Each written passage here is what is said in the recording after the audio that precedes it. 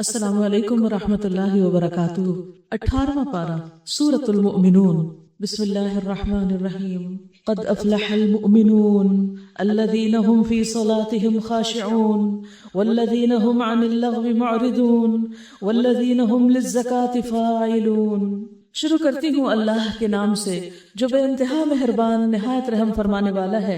یقیناً فلاح پائی ہے، کامیابی حاصل کی ہے ایمان لانے والوں نے، جو اپنی نماز میں خشوع اختیار کرتے ہیں، جو لغویات سے دور رہتے ہیں، جو زکوٰۃ کے طریقے پر عامل ہوتے ہیں، اپنی شرمگاہوں کی حفاظت کرتے ہیں سوائے اپنی بیویوں کے اور ان عورتوں کے جو ان کے ملک میں ہوں کہ ان پر محفوظ نہ رکھنے میں وہ قابل ملامت نہیں، البتہ جو اس کے علاوہ کچھ اور چاہیں وہی زیادتی کرنے والے ہیں۔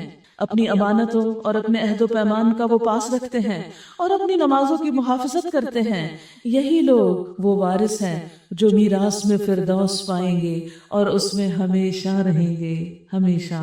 اللہ سبحانہ و تعالیٰ نے ہمارے لیے کامیابی کے طریقے کھول کھول کے بتا دیے ہیں کہ یہ ہے وہ راستے کہ اگر تم ان پر چلو تو کامیاب ہو سکتے ہو، اور تمہیں ایسا گھر ملے گا، ایسا ٹھکانہ ملے گا کہ جو ہمیشہ ہمیشہ کے لیے تمہارا ہوگا اور جس کی خوشیاں پائیدار ہوں گی، لازوال ہوں گی۔ ہر انسان اس دنیا میں کامیابی چاہتا ہے، لیکن دنیا میں کامیابی کے جتنے بھی بینچ مارکس ہیں، انسان کسی ایک تک پہنچتا ہے تو اس کا مزہ ختم ہو جاتا ہے، پھر اس کے بعد ایک اور چیز کی تمنا کرنے لگتا ہے، پھر ایک اور چیز کی، حتیٰ کہ اس کی زندگی ختم ہو جاتی ہے لیکن خواہشات ختم نہیں ہوتی۔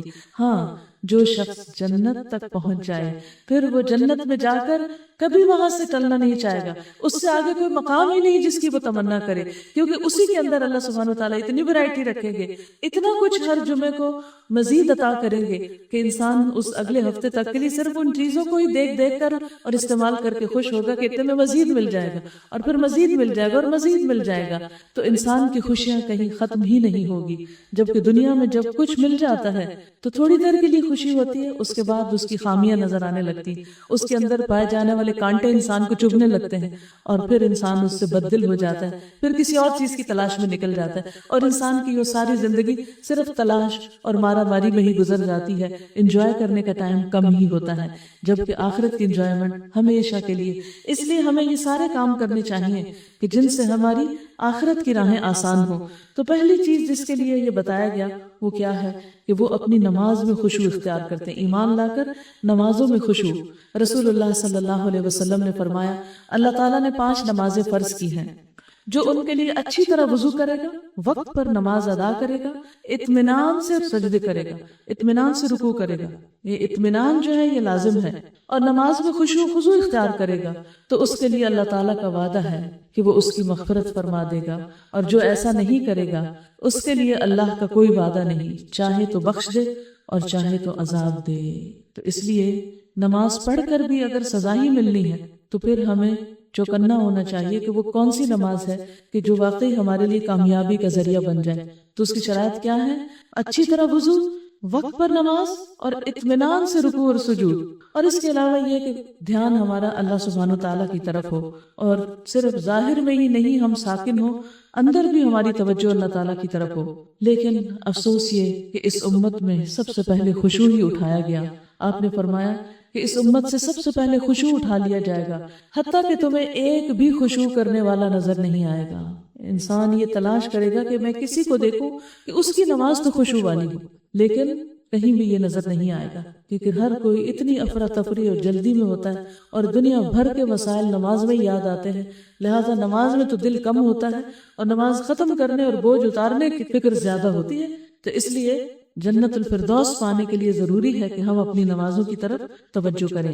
والذین هم عن اللغو معرضون، وہ جو لغو کاموں سے یعنی جو فضول، لا یعنی، لا حاصل، بیکار، بے مقصد، بے معنی قسم کے کام، جن باتوں یا کاموں کا کوئی فائدہ نہیں ہوتا، ان چیزوں سے بچ کر رہتے ہیں اور اپنے اوقات کو زیادہ سے زیادہ مفید چیزوں میں گزارتے ہیں۔ اور اس میں آپ دیکھیے کہ چونکہ ہم دنیا میں امتحان کے لیے ہیں تو اپنے آپ کو جو شخص امتحان کے کمرے میں سمجھے گا وہ اپنے اوپر بہت سی خود ہی پابندیاں لگا لے گا۔ یہ بتائیے کہ جب آپ ایگزام دینے کے لیے جاتے ہیں تو وہاں اگر آپ کے سامنے آپ کی پسندیدہ مووی لگا دی جائے تو آپ کیا کریں گے؟ وہ دیکھنے بیٹھ جائیں گے؟ اتنے تھکاوٹ کا وقت، اتنا سٹریس ہے، اتنا پڑھا ہے سال بھر میں نے، تو تھوڑا میں اب ذرا ریلیکس کر لوں، انجوائے کر لوں، کریں گے؟ نہیں کریں گے۔ کیوں؟ کیونکہ آپ امتحان میں ہیں. آپ اپنا موبائل ساتھ لے جائیں گے اور وہاں بیٹھ کر فرینڈز سے چیٹنگ کرتے رہیں گے؟ نہیں کریں گے. کیوں نہیں کریں گے؟ کیونکہ آپ امتحان کے کمرے میں ہیں. آپ وہاں اپنی فیس بک کھول لیں گے؟ نہیں. کیوں؟ کیونکہ آپ وہاں پر اپنے امتحان کے کمرے میں ہیں. مومن ساری زندگی کمرہ امتحان میں ہے، اس لیے وہ کسی بھی چیز کو ہاتھ لگاتا ہے تو احتیاط سے کہ اس میں میرا وقت تو نہیں ضائع ہو رہا.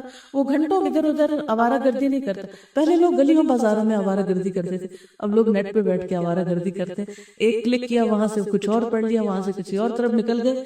یعنی اگر کوئی ریسرچ بھی کرنی ہو تو با مقصد نہیں ہوتی، بے مقصد ہوتی ہے. اور ادھر ادھر گھوم پھر کے حاصل کیا ہوتا ہے؟ ذہن کی پراگندگی اور توجہ کا نہ رہنا. یعنی اب ہر شخص اس مسئلے اور بیماری کا شکار ہے کہ وہ فوکس نہیں کر پاتا، کیونکہ اس کا فوکس کسی ایک چیز پر ہے ہی نہیں، اس کے سامنے کوئی ایک منزل نہیں. اتنا کچھ کھل چکا ہے کہ وہ کسی ایک جگہ پر جم کر کچھ کر ہی نہیں پاتا. تو ہمیں جب بھی فضول کام کرنے کو دل چاہے تو سوچے میں تو کمرہ امتحان میں ہوں اور میں کمرہ امتحان میں اس کو افورڈ نہیں کر سکتا. والذین هم للزکاۃ فاعلون، وہ لوگ جو زکوٰۃ کے طریقے پر عامل ہوتے ہیں، یعنی ایسے کام کرتے ہیں جس سے نفس کا تزکیہ ہوتا ہے، کردار، اخلاق، گفتگو، ہر چیز کے اندر ایک پاکیزگی ہوتی ہے. کیونکہ ایمان انسان کی زندگی میں ایک انقلاب پیدا کر دیتا ہے، اور انسان نہ صرف یہ کہ بظاہر کاموں میں اپنا وقت ضائع نہیں کرتا، فضول مشغلوں میں، اسی طرح وہ اپنے اندر پر بھی بہت چیک رکھتا ہے کہ میرے دل کی حالت کیا ہے، میری سوچ کیا ہے، میں اس وقت کس کے بارے میں برا سوچ رہا ہوں، کہیں کسی کے بارے میں کوئی غل، حسد اور حقد تو نہیں. تو وہ اپنے تمام چیزوں کے اندر پاکیزہ ہوتے ہیں. والذین هم لفروجہم حافظون، خصوصاً ان کی پاکیزگی ان کے شہوانی خواہشات کے معاملے میں ہوتی ہے کہ وہ اپنی شہوانی خواہشات کو، سیکشل ڈیزائرز کو کنٹرول میں رکھتے ہیں، ان کو بے محابہ نہیں چھوڑ دیتے. اور جنسی تسکین کے لیے جو رستہ اللہ نے بتایا ہے بس صرف اسی رستے پر جاتے ہیں، اس کے علاوہ کسی اور رستے پر نہیں. اس لیے وہ اپنی شرمگاہوں کی حفاظت کرتے ہیں، سوا اپنی بیویوں کے اور ان عورتوں کے جو ان کی ملک یمین میں ہوں، کہ ان پر محفوظ نہ رکھنے میں وہ قابل ملامت نہیں. اور اب چونکہ غلامی کا دور ختم ہو چکا ہے، آج کسی عورت کو خرید کر ملک یمین نہیں بنایا جا سکتا، تو اس لیے صرف شادی کا طریقہ ہی باقی رہ گیا ہے جس سے انسان اپنے جذبات کی تسکین کر سکتا ہے. فمن ابتغى وراء ذلك فاولئک هم العادون، البتہ جو اس کے علاوہ کچھ اور چاہیں وہی زیادتی کرنے والے ہیں. یعنی حرام راستے اختیار کریں، پراسٹیٹیوشن کا راستہ، یا نکاح متع، یا وقتی نکاح، یا نکاح کے ایسے طریقے کہ جس میں صرف لطف اٹھانا ہی مقصود ہو اور ذمہ داری لینی مقصد نہ ہو، تو ان چیزوں سے پرہیز کرنا لازم ہے.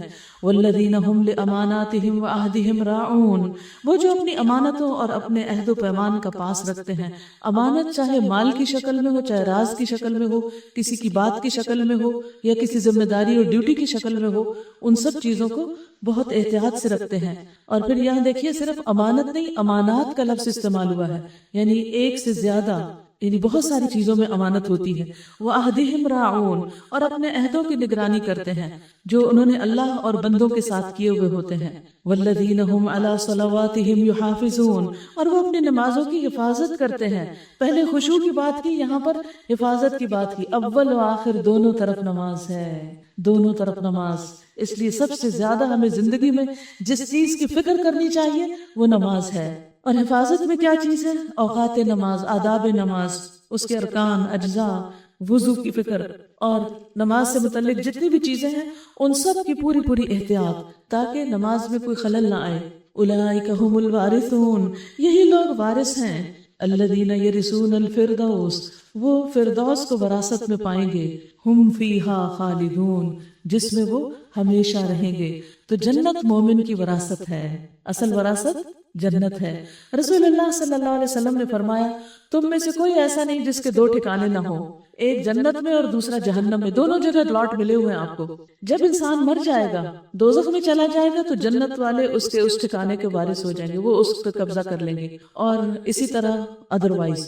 تو اللہ سبحانہ وتعالیٰ کے اس قول کا یہی معنی ہے اولئک هم الوارثون.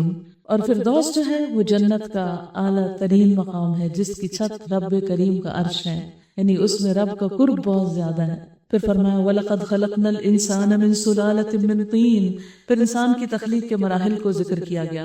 اللہ سبحانہ وتعالیٰ کی قدرت نظر آتی ہے یہاں. ہم نے انسان کو مٹی کے سط سے بنایا، پھر اسے ایک محفوظ جگہ ٹپکی ہوئی بوند میں تبدیل کیا، پھر اس بوند کو لوتھڑے کی شکل دی، پھر لوتھڑے کو بوٹی بنا دیا، پھر بوٹی کی ہڈیاں بنائیں، پھر ہڈیوں پر گوشت چڑھایا، پھر اسے ایک دوسری ہی مخلوق بنا اٹھایا۔ کس قدر حیرت انگیز بات ہے کہ کس طرح اللہ سبحانہ و تعالیٰ انسان کی تخلیق کرتا ہے۔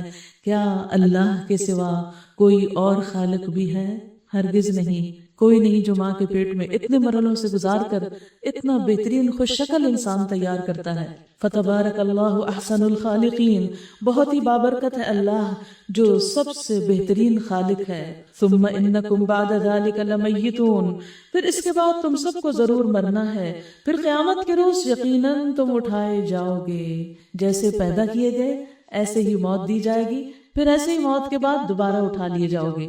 اور تمہارے اوپر ہم نے 7 راستے بنائے، تخلیق کے کام سے ہم کچھ نابلد نہ تھے، اور آسمان سے ہم نے ٹھیک ٹھیک حساب کے مطابق ایک خاص مقدار میں پانی اتارا، یعنی ہر سال جتنی بارش اترتی ہے اتنا ہی پانی آسمان کی طرف چڑھتا ہے، یعنی سمندروں سے جو پانی ایواپوریٹ ہو کر بادل بنتے ہیں اور پھر وہ بارش نیچے اترتی ہے، اس میں 1 ملی لیٹر کا بھی فرق نہیں ہوتا۔ یہ اللہ سبحانہ و تعالیٰ کا اندازہ ہے۔ اب آپ دیکھیے ہوا جو غیر محسوس چیز ہے کس طرح آتی ہے اور بادل اٹھا کے لے جاتی، اور پھر وہ ایک مخصوص جگہ پر جا کر برستے اور وہاں سے پانی گھومتے گزرتے پھر سمندر میں آ گرتا ہے اور پھر وہاں سے دوبارہ بادل بن جاتے ہیں۔ اور یہ جو واٹر سائیکل ہے یہ اللہ سبحانہ وتعالیٰ کے ایک مقرر اندازے کے مطابق کام کر رہا ہے، اور یہ سب بقدر ہے، اللہ نے اس کی بھی تقدیر مقرر کر رکھی ہے۔ فَأَسْكَنَّاهُ فِي الْأَرْضِ، اور اس کو زمین میں ٹھہرا دیا ہے۔ یعنی اگر آپ دیکھیں تو زمین کے اندر واٹر پلیٹ موجود ہے، جہاں سے بھی آپ کھودتے ہیں کہیں کم فٹ اور کہیں زیادہ فٹ گہرائی تک جا کر بہرحال پانی اپنے لیے نکال لیتے ہیں۔ تو یہ پانی اللہ سبحانہ وتعالیٰ نے ہی انسان کے لیے وہاں محفوظ کر دیا۔ اگر یہ سارا پانی زمین کے اوپر ہوتا تو ہم کہاں ہوتے، پھر ہمارے رہنے کی جگہ نہ ہوتی۔ تو اللہ تعالیٰ نے سمندر کو ایک خاص مقصد کے لیے بنا اور ہمارے پینے اور استعمال کے لیے میٹھا پانی زمین کے اندر سٹور کر دیا۔ وَإِنَّا عَلَى ذَهَابٍ بِهِ لَقَادِرُونَ، اور ہم اسے جس طرح چاہے غائب کر سکتے ہیں، وہ سارا ایواپوریٹ کر سکتا ہے۔ زمین کے اندر کتنی آگ ہے، اگر آگ اور پانی کا باہم ملاپ ہو جائے تو یہ سارا پانی دھک سے بھاپ بن کے اڑ جائے۔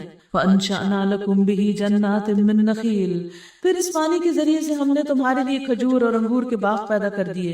تمہارے لیے ان باغوں میں بہت سے لذیذ پھل ہیں اور ان سے تم روزی حاصل کرتے ہو۔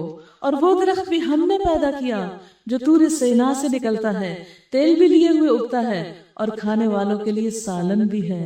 کون سا؟ اولیوز، زیتون۔ زیتون سالن اور تیل دونوں ہے۔ رسول اللہ صلی اللہ علیہ وسلم نے فرمایا زیتون کا تیل سالن کے طور پر استعمال کریں، ڈپ کر کے اس میں کھاؤ، سر اور بدن پر لگاؤ، یہ مبارک درخت سے حاصل ہوتا ہے۔ جس طرح راتوں میں سے ایک رات جس میں قرآن اترا وہ مبارک، دنوں میں سے جمعہ کا دن مبارک، اسی طرح درختوں میں سے زیتون کا درخت مبارک۔ کون کون کھاتا ہے زیتون؟ سب نہیں کھاتے۔ زیتون بہت ہی مفید چیز ہے، چونکہ ہمارے علاقے میں اگتا نہیں ہے اس لیے ہمارا بچپن سے ٹیسٹ ڈیولپ نہیں ہوا، اور زیتون کے تیل کا بھی، لیکن چونکہ یہ مبارک ہے تو اس کو مبارک سمجھ کر کچھ نہ کچھ اس کا حصہ ضرور استعمال کرے، چاہے اسکن پر کرے، چاہے کھانے میں کرے، چاہے اس کے پر اولیوز کو کھائیں، لیکن آپ کی فوڈ میں اس کو استعمال ہونا چاہیے، کیونکہ یہ فائدہ اور تاثیر کون بتا رہا ہے؟ کوئی ڈاکٹر نہیں بتا رہا، یہ اللہ سبحانہ وتعالیٰ بتا رہے ہیں کہ یہ مبارک درخت سے نکلتا ہے۔ لیکن ایک بات ہے، کسی بھی چیز کو کھانے میں اعتدال ضروری ہے، اتنا نہ کھانا شروع کر دیں کہ حد سے گزر جائیں۔ حضرت عائشہ کہتی ہے کہ رسول اللہ صلی اللہ علیہ وسلم وفات پا گئے اور آپ نے ایک دن میں 2 مرتبہ روٹی اور زیتون کا تیل پیٹ بھر کے نہیں کھایا، یعنی یہ نہیں کہ صبح شام کھانا شروع کر دے، نبی صلی اللہ علیہ وسلم نے ایسا نہیں کیا، اس ناشتے میں کافی ہے۔ اور حقیقت یہ ہے کہ تمہارے لیے مویشیوں میں بھی ایک سبق ہے، ان کے پیٹوں میں جو کچھ ہے اسی میں سے ایک چیز ہم تمہیں پلاتے ہیں، یعنی دودھ، اور تمہارے لیے ان میں بہت سے دوسرے فائدے بھی ہیں، ان کو تم کھاتے ہو اور ان پر اور کشتیوں پر سوار بھی کیے جاتے ہو۔ یعنی اللہ سبحانہ وتعالیٰ کی کچھ اور نعمتوں کا ذکر ہے تاکہ انسان غور و فکر کرتا رہے۔ جو شخص غور و فکر کرتا ہے وہ ان میں سے کسی بھی چیز کو دیکھتا ہے تو اس کو اللہ یاد آ جاتا ہے، اس کے دل میں اللہ کی یاد آتی، وہ اللہ تعالیٰ کا شکر کرتا ہے، پھر اس کا دل اللہ سے کنیکٹڈ ہو جاتا ہے، اور اس طرح اس کے دل میں اللہ کی محبت بڑھنے لگتی، کیونکہ ہر چیز میں اس کو خدا کی یاد محسوس ہوتی۔ تو اللہ تعالیٰ اپنی نعمتوں کو خاص طور پر بیان کرتے ہیں تاکہ انسان ان کی طرف توجہ کرے۔ وَلَقَدْ أَرْسَلْنَا نُوحًا إِلَىٰ قَوْمِهِ فَقَالَ يَا قَوْمِ اعْبُدُوا اللَّهَ مَا لَكُم مِّنْ إِلَٰهٍ غَيْرُهُ أَفَلَا تَتَّقُونَ۔ ہم نے نوح علیہ السلام کو اس کی قوم کی طرف بھیجا، اس نے کہا اے میری قوم کے لوگو، اللہ کی بندگی کرو، اس کے سوا تمہارے لیے کوئی اور معبود نہیں، کیا تم ڈرتے نہیں ہو؟ اس کی قوم کے جن سرداروں نے ماننے سے انکار کیا وہ کہنے لگے کہ یہ شخص کچھ نہیں ہے مگر ایک بشر تم ہی جیسا، اس کی غرض یہ ہے کہ تم پر برتری حاصل کرے، یعنی الزام لگانے لگے۔ اگر اللہ کو بھیجنا ہوتا تو فرشتہ بھیجتا۔ یہ بات تو ہم نے کبھی اپنے باپ دادا کے وقتوں میں سنی ہی نہیں کہ بشر رسول بن کر آئے۔ کچھ نہیں، بس اس آدمی کو ذرا جنون لاحق ہو گیا، جیسے آج کل لوگ کہتے ہیں دیندار لوگوں کو، کچھ مدت اور دیکھ لو شاید افاقہ ہو جائے۔ نوح علیہ السلام نے کہا پروردگار، ان لوگوں نے جو میری تکذیب کی ہے اس پر اب تو ہی میری نصرت فرما۔ ہم نے اس پر وحی کی کہ ہماری نگرانی میں اور ہماری وحی کے مطابق کشتی تیار کر، پھر جب ہمارا حکم آ جائے اور تنور ابل پڑے، یعنی زمین سے پانی نکلنے لگے، تو ہر قسم کے جانوروں میں سے ایک ایک جوڑا لے کر اس میں سوار ہو جا اور اپنے اہل و عیال کو بھی ساتھ لے لے، سوائے ان کے جن کے خلاف پہلے فیصلہ ہو چکا، بیوی بیٹا۔ اور ظالموں کے معاملے میں مجھ سے کچھ نہ کہنا، ان کے بارے میں کوئی سفارش نہیں کرنا، یہ اب غرق ہونے والے ہیں۔ پھر جب تو اپنے ساتھیوں سمیت کشتی پر سوار ہو جائے تو کہہ شکر ہے اللہ کا جس نے ہمیں ظالم لوگوں سے نجات دی، الحمدللہ الذی نجانا من القوم الظالمین وقل رب انزلنی منزلا مبارکا وانت خیر المنزلین۔ اور کہہ پروردگار مجھ کو برکت والی جگہ اتار اور تو بہترین جگہ دینے والا ہے۔ اس قصے میں بڑی نشانیاں ہیں اور آزمائش تو ہم کر کے رہتے ہی ہیں، آزمائش تو ضروری ہے، یعنی یہ دنیا امتحان کی جگہ ہے، اس میں نیک لوگوں کا اور برے لوگوں سب کا امتحان ہو رہا ہے، اور پھر کامیاب وہی ہیں جو اس امتحان میں بہت سنجیدہ ہو کر وقت گزارے اور کامیابی تک پہنچے۔ ثم انشأنا من بعدهم قرنا آخرین، پھر ان کے بعد ہم نے ایک دوسرے دور کی قوم اٹھائی، پھر ان میں خود انہی کی قوم کا ایک رسول بھیجا جس نے انہیں دعوت دی کہ اللہ کی بندگی کرو، تمہارے لیے اس کے سوا کوئی اور معبود نہیں، کیا تم ڈرتے نہیں ہو، یعنی اللہ کی نافرمانی کر کے۔ اس کی قوم کے جن سرداروں نے ماننے سے انکار کیا اور آخرت کی پیشی کو جھٹلایا، جن کو ہم نے دنیا کی زندگی میں آسودہ کر رکھا تھا، یعنی عمومی طور پر یہ بات دیکھی جاتی ہے کہ دنیا میں جن لوگوں کو نعمتیں زیادہ مل جاتی ہیں وہی اللہ کی نافرمانیاں زیادہ کرتے ہیں۔ وہ کہنے لگے کہ یہ شخص کچھ نہیں مگر ایک انسان تم ہی جیسا، جو کچھ تم کھاتے ہو وہی یہ کھاتا ہے اور جو کچھ تم پیتے ہو وہی یہ پیتا ہے۔ اب اگر تم نے اپنے ہی جیسے ایک بشر کی اطاعت قبول کر لی تو تم گھاٹے میں ہی رہو گے۔ یہ تمہیں اطلاع دیتا ہے کہ جب تم مر کر مٹی ہو جاؤ گے اور ہڈیوں کا پنجر بن کر رہ جاؤ گے، اس وقت تم قبروں سے نکالے جاؤ گے۔ بعید، بالکل بعید ہے یہ وعدہ جو تم سے کیا جا رہا ہے، یعنی قیامت وغیرہ کچھ نہیں آنی، یہ محض انہوں نے اپنی طرف سے باتیں بنائی ہیں۔ زندگی کچھ نہیں ہے مگر بس یہی دنیا کی زندگی، یہی ہم کو مرنا اور جینا ہے اور ہم ہرگز اٹھائے جانے والے نہیں۔ یہ شخص اللہ کے نام پر محض جھوٹ گھڑ رہا۔ اب آپ دیکھیے اتنی بڑی سچائی کو لوگوں نے کس طرح جھٹلا دیا اور کتنے کانفیڈنس کے ساتھ انکار کیا کہ جیسے ان کی بات ہی سچی ہو، اور صاف کہہ دیا وما نحن له بمؤمنین، ہم کبھی اس کی ماننے والے نہیں ہیں۔ رسول نے کہا پروردگار اے رب، ان لوگوں نے میری جو تکذیب کی ہے اب اس پر تو ہی میری مدد فرما۔ رب انصرنی بما کذبون قال عما قلیل لیصبحن نادمین۔ جواب میں ارشاد ہوا قریب ہے وہ وقت جب یہ اپنے کیے پر پچھتائیں گے۔ آخر کار ٹھیک ٹھیک حق کے مطابق ایک ہنگامہ عظیم نے ان کو آ لیا اور ہم نے ان کو کچرا بنا کر پھینک دیا۔ دور ہو ظالم قوم۔ پھر ہم نے ان کے بعد دوسری قومیں اٹھائیں، کوئی قوم نہ اپنے وقت سے پہلے ختم ہوئی اور نہ اس کے بعد ٹھہر سکی۔ پھر ہم نے پے در پے اپنے رسول بھیجے، جس قوم کے پاس بھی اس کا رسول آیا بس اس نے اسے جھٹلا دیا، اور ہم ایک کے بعد ایک قوم کو ہلاک کرتے چلے گئے حتیٰ کہ ان کو بس افسانہ ہی بنا کر چھوڑا۔ پھٹکار ان لوگوں پر جو ایمان نہیں لاتے، یعنی دیکھیے کہ کس طرح پیغمبر آئے اور انہوں نے حق بتایا، کس طرح قوم نے جرت کے ساتھ انکار کیا، اور پھر دیکھیے کہ کس طرح ان کا انجام ہوا۔ تو ہمارے لیے سبق کیا ہے ان واقعات میں؟ ان واقعات میں ہمارے لیے سبق یہ ہے کہ ہم انکار کا رویہ اختیار نہ کریں، بلکہ اس کے مقابلے میں پیغمبروں کی بات کو مان لیں، اقرار کریں، اور جس طرح اللہ تعالیٰ ہم سے چاہتے ہیں ویسی زندگی بسر کریں تاکہ آخرت میں کامیاب ہو سکیں۔ ثم انشأنا من بعدهم قرونا آخرین، پھر ہم نے ان کے بعد دوسری قومیں اٹھائیں، کوئی قوم نہ اپنے وقت سے پہلے ختم ہوئی اور نہ اس کے بعد ٹھہر سکی۔ پھر ہم نے پے در پے اپنے رسول بھیجے، جس قوم کے پاس بھی ان کا رسول آیا اس نے اسے جھٹلا دیا، اور ہم ایک کے بعد ایک قوم کو ہلاک کرتے چلے گئے۔ سب قوموں نے یہی معاملہ کیا، انکار کیا، مذاق اڑایا پیغمبروں کا، پھر بالآخر اللہ تعالیٰ نے ان کو ہلاک کر دیا، حتیٰ کہ ان کو بس افسانہ ہی بنا کر چھوڑا۔ پھٹکار ان لوگوں پر جو ایمان نہیں لاتے۔ ثم ارسلنا موسیٰ واخاہ ہارون، پھر ہم نے موسیٰ اور اس کے بھائی ہارون کو اپنی کھلی نشانیوں اور کھلی سند کے ساتھ فرعون اور اس کے آیان سلطنت کی طرف بھیجا، مگر انہوں نے تکبر کیا اور بڑی دوں کی لی، کہنے لگے کیا ہم اپنے ہی جیسے دو آدمیوں پر ایمان لے آئیں اور آدمی بھی وہ جن کی قوم ہماری بندی ہے یعنی غلام ہے. پھر انہوں نے دونوں کو جھٹلا دیا اور ہلاک ہونے والوں میں جا ملے. یعنی ان کو انکار کرنے کے لیے ایک اور بہانہ ہاتھ آ گیا کہ یہ غلام قوم کے لوگ ہیں. یہ بھی ایک بہت ہی عجیب سی ذہنیت ہوتی ہے جس میں لوگوں کو ان کے والدین یا ان کے خاندان سے ہی محض پہچانا جاتا ہے, ان کے ایمان لانے کو نہیں دیکھا جاتا. اس پیمانے پر اگر آپ لوگوں کو پرکھیں گے تو پھر حضرت بلال کے بارے میں کیا کہتے ہیں, ان کا کون سا خاندان تھا اور ان کا کون سا قبیلہ تھا اور ان کی دنیاوی جاہ و جلال میں کون سی چیز پھر انسان پیش کر سکتا ہے. ان کے لیے سب سے بڑی دولت ایمان تھا. ہر انسان کے لیے سب سے بڑی دولت اس کا ایمان اور عمل صالح ہوتا ہے. لوگوں کو ان کے اصل حال پر پرکھنا چاہیے, نہ کہ صرف خاندانوں پر کہ کس کا باپ کون تھا اور ماں کون تھی. اللہ تعالیٰ قرآن پاک میں فرماتے یخرج الحی من المیت کہ اللہ مردہ سے زندہ کو نکالتا ہے. یعنی بعض اوقات ایک جاہل ان پڑھ ماں باپ کے بچے انتہائی پڑھے لکھے اور روشن خیال ہو سکتے ہیں. اور موسیٰ علیہ السلام کو ہم نے کتاب عطا فرمائی تاکہ لوگ اس سے رہنمائی حاصل کریں. کتاب آتی ہی اسی لیے اللہ کی طرف سے تاکہ لوگ اس کو پڑھیں, اس کو سیکھیں, سمجھیں اور اس کے مطابق عمل کریں. اور ابن مریم اور اس کی ماں کو ہم نے ایک نشان بنایا اور ان کو ایک سطح مرتفع پر رکھا, بلند جگہ پر جو اطمینان کی جگہ تھی اور چشمے اس میں جاری تھے. یا ایھا الرسل کلوا من الطیبات واعملوا صالحا انی بما تعملون علیم. بیچ میں عین ایک ہدایت دے دی گئی تمام پیغمبروں کو, اے پیغمبروں کھاؤ پاک چیزیں اور عمل کرو صالح نیک, تم جو کچھ بھی کرتے ہو میں اس کو خوب جانتا ہوں.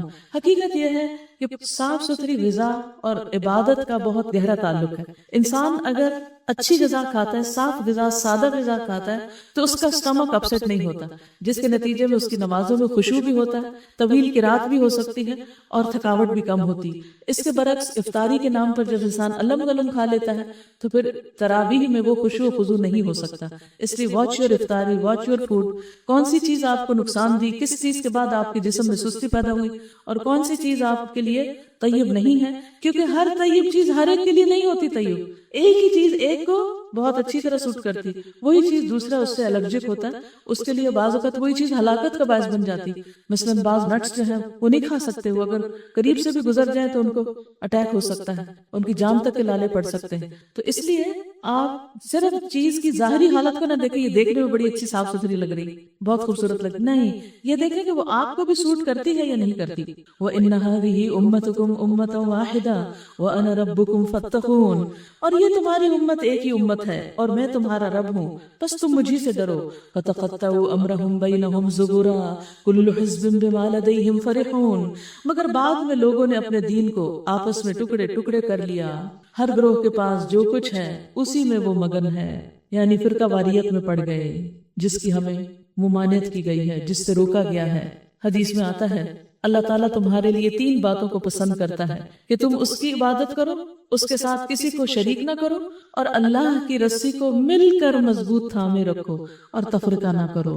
یعنی یہ چیز اللہ تعالیٰ کو بہت پسند ہے کہ مسلمان باہم آپس میں جڑے رہیں, ایک دوسرے کے ساتھ محبت کریں, ٹیم ورک کرنا سیکھیں, مل کر کام کرنا سیکھیں. اور یہ صرف اس وقت ممکن ہوتا ہے جب انسان کسی بڑے مقصد کے لیے کام کرتا ہے اور اس کا اجر اللہ سے چاہتا ہے. پھر فرمایا کہ یہ جو فرقہ واریت میں مبتلا ہے, اپنے اپنے گروہ کو ہی سچا سمجھتے ہیں اور انہی کے پیچھے جا رہے ہیں اور وحدت امت کی ان کو فکر نہیں. اچھا تو چھوڑ دو انہیں, ڈوبے رہے اپنی غفلت میں ایک خاص وقت تک. کیا یہ سمجھتے ہیں کہ ہم جو انہیں مال اور اولاد سے مدد دیے جا رہے ہیں تو گویا انہیں بھلائیاں عطا کر رہے ہیں؟ اصل معاملے کا انہیں شعور نہیں. بھلائیوں کی طرف دوڑنے والے اور سبقت کر کے انہیں پا لینے والے تو در حقیقت وہ لوگ ہیں جو اپنے رب کے خوف سے ڈرے رہتے ہیں. یعنی نیکی میں آگے کون بڑھتا ہے؟ جو اپنے رب سے ڈرتا ہے. والذین هم بآیات ربهم یؤمنون والذین هم بربهم لا یشرکون. وہ لوگ ہیں جو اپنے رب کی آیات پر ایمان لاتے ہیں, وہ نیکیوں میں آگے بڑھ سکتے ہیں کیونکہ آیت پر یقین ہوگا تو اس پر عمل ہوگا. اور جو اپنے رب کے ساتھ کسی کو شریک نہیں کرتے اور جن کا حال یہ ہے کہ دیتے ہیں جو کچھ بھی دیتے ہیں اور دل ان کے اس خیال سے کانپتے رہتے ہیں کہ ہمیں اپنے رب کی طرف پلٹنا ہے. یعنی صدقہ خیرات کرنے کے بعد بھی وہ ڈرے رہتے ہیں نبی صلی اللہ علیہ وسلم کی زوجہ محترمہ حضرت عائشہ فرماتی ہیں کہ میں نے رسول اللہ صلی اللہ علیہ وسلم سے اس آیت کے بارے میں پوچھا کہ والذین یؤتون ما آتوا وقلوبهم وجلہ، کہ وہ لوگ جو دیتے ہیں اور ان کے دل ڈرے ہوئے ہوتے ہیں، تو عرض کیا کیا یہ وہ لوگ ہیں جو شراب پیتے ہیں، چوری کرتے ہیں؟ آپ نے فرمایا اے صدیق کی بیٹی، نہیں، بلکہ اس سے مراد وہ لوگ ہیں جو روزے رکھتے ہیں آپ جیسے، نماز پڑھتے ہیں، صدقہ دیتے ہیں، اور اس بات سے ڈرتے ہیں کہ کہیں ایسا نہ ہو کہ ان سے قبول نہ کیا جائے، یہی لوگ ہیں جو نیکیوں میں جلدی کرتے ہیں۔ بتائیے روزہ رکھ کے ڈر لگا کبھی کہ پتہ نہیں ہمارا روزہ ہوا کہ نہیں؟ ہم تو بڑے کانفیڈنس میں ہوتے ہیں کہ کیوں نہیں ہوا، ہم نے تو کچھ نہیں کھایا پیا۔ لیکن روزہ صرف کھانا پینا چھوڑنے کا نام نہیں، بلکہ کس چیز کا نام ہے؟ لغو باتیں چھوڑنے کا نام، جھوٹ، غیبت اور چغلی چھوڑنے کا نام۔ تو آپ اگر دن میں حلال چھوڑتے ہیں تو حرام بھی چھوڑیں، ورنہ کیا ہے، حلال تو چھوڑ دیا اور حرام گوشت سے روزہ افطار کر لیا دن کے درمیان ہی۔ تو جب تک ہم نوٹس نہیں لگے اپنی باتوں کا، گہرائی سے نہیں دیکھیں گے کہ ہم کسی کی بھی کیوں کر رہے ہیں اور کیا کر رہے ہیں، تو بچ نہیں سکتے۔ اتنا آسان نہیں ہے، تو اس لیے مطمئن ہو کے نہیں بیٹھ جائیں کہ سارے روزے رکھ لیے، اتنے ہو گئے۔ یہ بھی دیکھنا ہے کہ ان کی کوالٹی کیا ہے، ان میں کیا کرتے رہیں۔ اور اسی طرح نماز پڑھ کے بھی کبھی مطمئن نہ ہو کہ ہم نے اتنی رکعتیں پڑھ لی ہیں، فکر اس بات کی ہو کہ قبول ہوئی ہے کہ نہیں ہوئی، اللہ کو پسند آ جائے۔ اور اسی طرح صدقہ خیرات کر کے بھی اس بات کا ڈر ہو کہ اللہ سبحانہ و تعالیٰ کو پسند آ جائے۔ کبھی بھی نیکی کا غرور نہ ہو، کبھی بھی دل میں یہ نہ ہو کہ میں نے تو بہت کچھ کر لیا، اور ان کو ڈر کیا ہوتا ہے کہ انہیں اپنے رب کی طرف واپس جانا ہے۔ اولئک یسارعون فی الخیرات، یہ لوگ نیکیوں میں دوڑ لگا دیتے ہیں، جلدی کرتے ہیں، وہم لہا سابقون، اور وہ اس میں سبقت کرنے والے ہیں، کیونکہ انہیں اپنے نیکیوں کا مان نہیں ہوتا، لہذا انہیں ہوتا کہ ابھی تھوڑا کام کیا، کچھ اور کر لیں۔ جن کو یہ خیال آ جاتا ہے کہ ہم نے بہت کچھ کر لیا، پھر وہ لیزی ہو جاتے ہیں۔ تو یہ لوگ لیزی نہیں ہوتے اور وہ آگے بڑھ ہی جاتے ہیں، سبقت کرتے ہیں۔ وَلَا نُكَلِّفُ نَفْسًا إِلَّا وُسْعَهَا وَلَدَيْنَا كِتَابٌ يَنطِقُ بِالْحَقِّ وَهُمْ لَا يُظْلَمُونَ، اور ہمارے پاس ایک کتاب ہے جو ہر ایک کا حال ٹھیک ٹھیک بتا دینے والی ہے، سب کچھ ریکارڈ جو ہو رہا ہے اس میں، ہمارے نامہ اعمال میں۔ وَهُمْ لَا يُظْلَمُونَ، اور لوگوں پر ظلم نہیں کیا جائے گا۔ بل قلوبهم فی غمرۃ، مگر یہ لوگ اس معاملے سے بے خبر ہیں، یعنی غافل ہیں۔ اکثر لوگ اس بات کی فکر ہی نہیں کرتے، اور ان کے اعمال بھی اس طریقے سے جن کا اوپر ذکر کیا گیا مختلف ہیں، یعنی وہ نمازیں پڑھ کے بڑے خوش ہیں، مطمئن ہیں، روزے رکھ کے فخر و غرور کر رہے ہیں، وہ اپنے یہ کرتوت کیے چلے جائیں گے، یہاں تک کہ جب ہم ان کے عیاشوں کو عذاب میں پکڑ لیں گے تو پھر وہ ڈکرانا شروع کر دیں گے، چیخیں چلائیں گے، اب بند کرو اپنی فریاد و فغاں، ہماری طرف سے کوئی مدد تمہیں نہیں ملنی، میری آیات تمہیں سنائی جاتی تھی تو تم رسول کی آواز سنتے ہی الٹے پاؤں بھاگ نکلتے تھے، یعنی تمہیں تو بات سننا بھی گوارا نہیں تھا، قرآن کی بات، اللہ کی بات، رسول اللہ صلی اللہ علیہ وسلم کی بات تم سننا نہیں چاہتے تھے، اپنے گھمنڈ میں اس کو خاطر میں نہیں لاتے تھے، اپنی چوپالوں میں اس پر بیٹھ کے باتیں چھانٹتے اور بکواس کیا کرتے تھے، یعنی مذاق اڑاتے تھے اور رسول اللہ صلی اللہ علیہ وسلم اور آپ کی لائی ہوئی تعلیمات کا۔ تو یاد رکھیے اگر آج بھی کوئی لطیفے یا فن یا کسی بھی نام پر دین کا مذاق اڑاتا ہے یا دین کو ہلکی چیز سمجھتا ہے تو وہ بھی اسی انجام سے دوچار ہوگا۔ تو کیا ان لوگوں نے کبھی اس کلام پر غور نہیں کیا، یا وہ کوئی ایسی بات لایا ہے جو کبھی ان کے اسلاف کے پاس نہ آئی تھی؟ یعنی یہ پیغمبر کوئی نئی بات تو تمہیں نہیں دے رہے، یہ تو پہلے بھی پیغمبر دیتے رہے ہیں، یا یہ اپنے رسول سے کبھی واقف نہ تھے، انجانا آدمی ہونے کے باعث اس سے بدکتے ہیں، یا یہ اس بات کے قائل ہے کہ وہ مجنون ہے؟ نہیں، بلکہ وہ حق لایا ہے اور حق ہی ان کی اکثریت کو ناگوار ہے، اور حق اگر کہیں ان کی خواہشات کے پیچھے چلتا تو زمین اور آسمان اور ان کی ساری آبادی کا نظام درہم برہم ہو جاتا۔ کیسے؟ مثلا اللہ سبحانہ وتعالیٰ جب چاہتا ہے گرمی لاتا ہے، جب چاہتا ہے سردی لاتا ہے، جب چاہتا ہے بارش برساتا ہے، جب چاہتا ہے آندھی اور بادل آتے ہیں، اور جب چاہتا ہے ان کو لے جاتا بغیر برسائے۔ یہ سب کچھ کس کے ہاتھ میں؟ اللہ کے ہاتھ۔ اگر یہ بندوں کی خواہشات پر مبنی ہو اور اللہ تعالیٰ بندوں کی سننے لگے تو پھر کیا ہو؟ ایک کہ یا اللہ بارش چاہیے، بارش ہونے لگے، دوسرے کہ اللہ تعالیٰ پلیز آج بارش نہیں، آج نہیں آئی، اچھا اللہ تعالیٰ بارش روک دے، ایک تیسرا چلانے لگے، نہیں اللہ تعالیٰ مجھے تو چاہیے تھی، آپ نے کیوں بند کر دی؟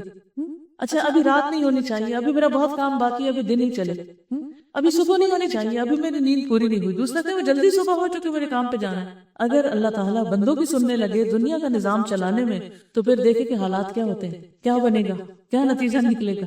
دنیا کا نظام ایک دن بھی نہیں چل سکتا۔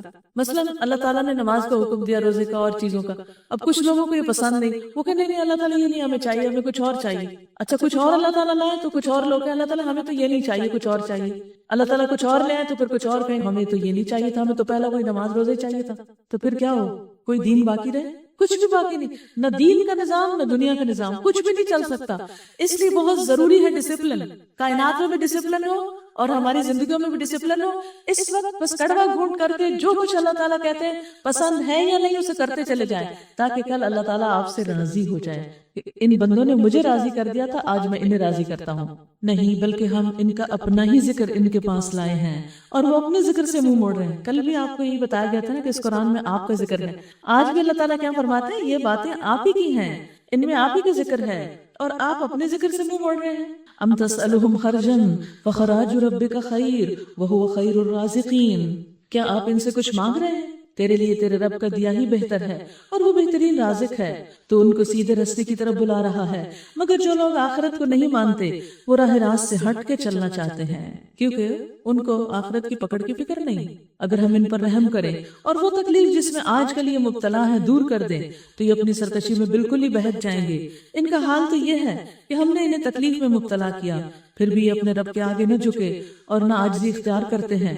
البتہ جب نوبت یہاں تک پہنچ جائے گی کہ ہم ان پر سخت عذاب کا دروازہ کھول دیں تو یکایک تم دیکھو گے کہ اس حالت میں یہ ہر خیر سے مایوس ہیں.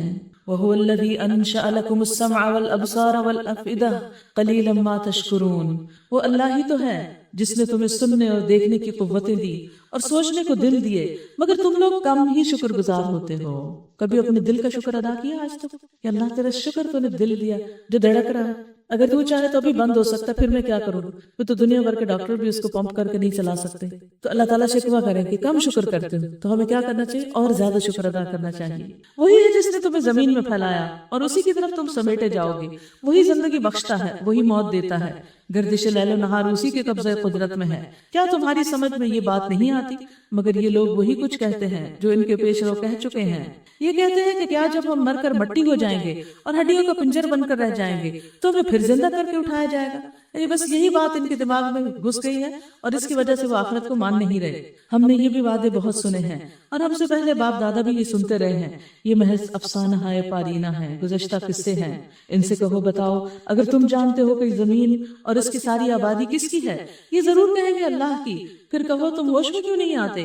ان سے پوچھو ساتوں آسمانوں اور عرش عظیم کا مالک کون ہے؟ یہ ضرور کہیں گے اللہ. کہو پھر تم ڈرتے کیوں نہیں؟ ان سے کہو بتاؤ اگر تم جانتے ہو کہ ہر چیز پر اقتدار کس کا ہے اور کون ہے جو پناہ دیتا ہے اور اس کے مقابلے میں کوئی پناہ نہیں دے سکتا.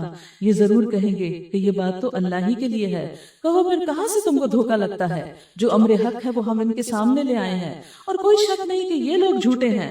اللہ نے کسی کو اپنی اولاد نہیں بنایا اور کوئی دوسرا الہ اس کے ساتھ نہیں. اگر ایسا ہوتا تو ہر الہ اپنی خلق کو لے کر الگ ہو جاتا اور پھر ایک دوسرے پر چڑھ دوڑتے. یعنی دو الہ کیوں نہیں ہو سکتے؟ دو معبود کیوں نہیں ہو سکتے؟ کیونکہ وہ دونوں اپنی اپنی تخلیق لے کے الگ ہوتے، بٹوارا ہوتا، اکٹھے نہیں کام کر سکتے تھے کیونکہ دو اتھارٹیز ایک جگہ نہیں اکٹھی ہو سکتی. اور پھر عام طور پر کیا ہوتا ہے کہ دو ایک جیسے لوگ، برابر کے لوگ، ان کی ہمیشہ آپس میں کچھ نہ کچھ انبن رہتی ہے، دنیا میں بھی انسانوں میں بھی. تو کیا الہ جو پاورفل ہو وہ دوسرے الہ کو برداشت کر سکتا؟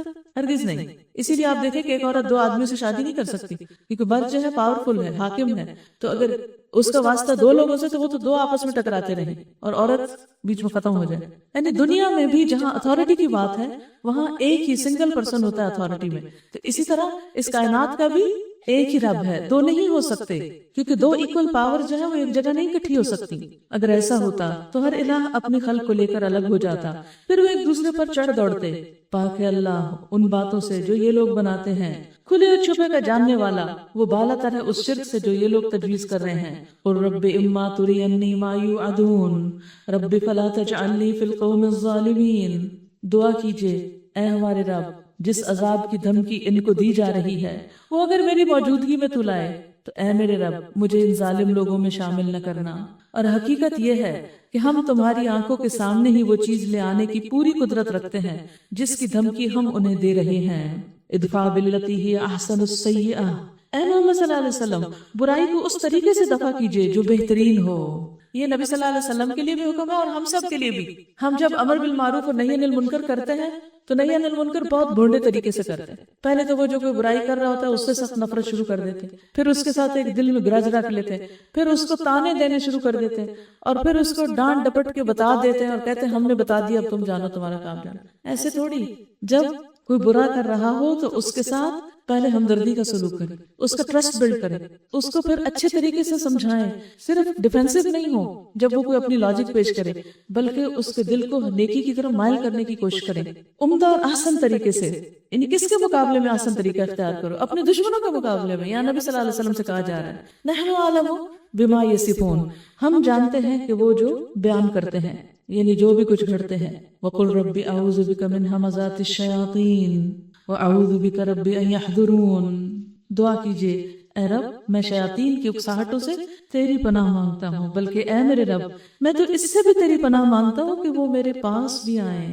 کہاں یہ کہ وہ آ کے خیالات میرے دل میں ڈال کے مجھ سے کھیلنے لگے، وہ خیالات میرے تک آئیں ہی نہ، وہ پہنچے ہی نہ، اتنی بھی ان کو سکت نہ ہو، ہمت نہ ہو۔ رسول اللہ صلی اللہ علیہ وسلم جب رات کے وقت تہجد کی نماز کے لیے اٹھا کرتے تھے تو اللہ اکبر کہتے، یعنی تکبیر تحریمہ کہتے، اس کے بعد کہتے سبحانک اللہم وبحمدک وتبارک اسمک وتعالی جدک ولا الہ غیرک، پھر 3 مرتبہ کہتے لا الہ الا اللہ لا الہ الا اللہ لا الہ الا اللہ، پھر 3 مرتبہ کہتے اللہ اکبر کبیرہ اللہ اکبر کبیرہ اللہ اکبر کبیرہ، پھر کہتے اعوذ باللہ السمیع العلیم من الشیطان الرجیم من ہمزہ ونفخہ ونفثہ، میں اللہ کی پناہ چاہتا ہوں جو خوب سننے والا خوب جاننے والا ہے، شیطان مردود مجھ پر کوئی جنون کا اثر نہ ڈالے اور مجھے تکبر پر آمادہ نہ کرے اور غلط شعر و شاعری کی طرف نہ لے آئے۔ یہ پڑھتے پھر آپ کی رات فرماتے، یعنی شیطان کے ہمز نفخ اور نفث کسی بھی طرح اس کی کوئی چال مجھ پر اثر انداز نہ ہو، کیونکہ سب سے زیادہ شیطان کہاں انسان پر حملہ آور ہوتا ہے؟ نماز کے وقت۔ اور اگر ہماری نماز درست ہو جائے تو باقی چیزیں بھی خود بخود درست ہونے لگیں گی۔ حتی اذا جاء احدهم الموت قال رب ارجعون، یہ لوگ اپنی کرنی سے باز نہ آئیں گے یہاں تک کہ جب ان میں سے کسی کی موت کا وقت آ جائے گا۔ اپنا موت کا وقت یاد کر لیجئے، آنا ہے نا ایک دن، تو کہنا شروع کرے گا اے میرے رب مجھے اسی دنیا میں واپس بھیج دیجئے جسے میں چھوڑ آیا ہوں، میں نے تو ابھی بہت کچھ کرنا تھا، لمبی امیدیں تھی میری، امید ہے کہ اب میں نیک عمل شروع کر دوں گا جو اب تک میں نے نہیں کیا، اب میں اچھا بن جاؤں گا۔ کیا اسے واپس بھیج دیا جائے گا اس کے رونے دھونے سے؟ ہرگز نہیں، یہ تو بس ایک بات ہے جو وہ بک رہا ہے۔ اب ان سب مرنے والوں کے پیچھے ایک برزخ حائل ہے، دوسری زندگی کے دن تک اب پردہ حائل ہو گیا، دنیا کی طرف بھی اور آخرت کے بیچ میں آ گئے، ٹرانزٹ پیریڈ میں، درمیان میں، نہ آگے جا سکتے نہ پیچھے جا سکتے ہیں، بس انتظار کرو اب قیامت کے قائم ہونے کا۔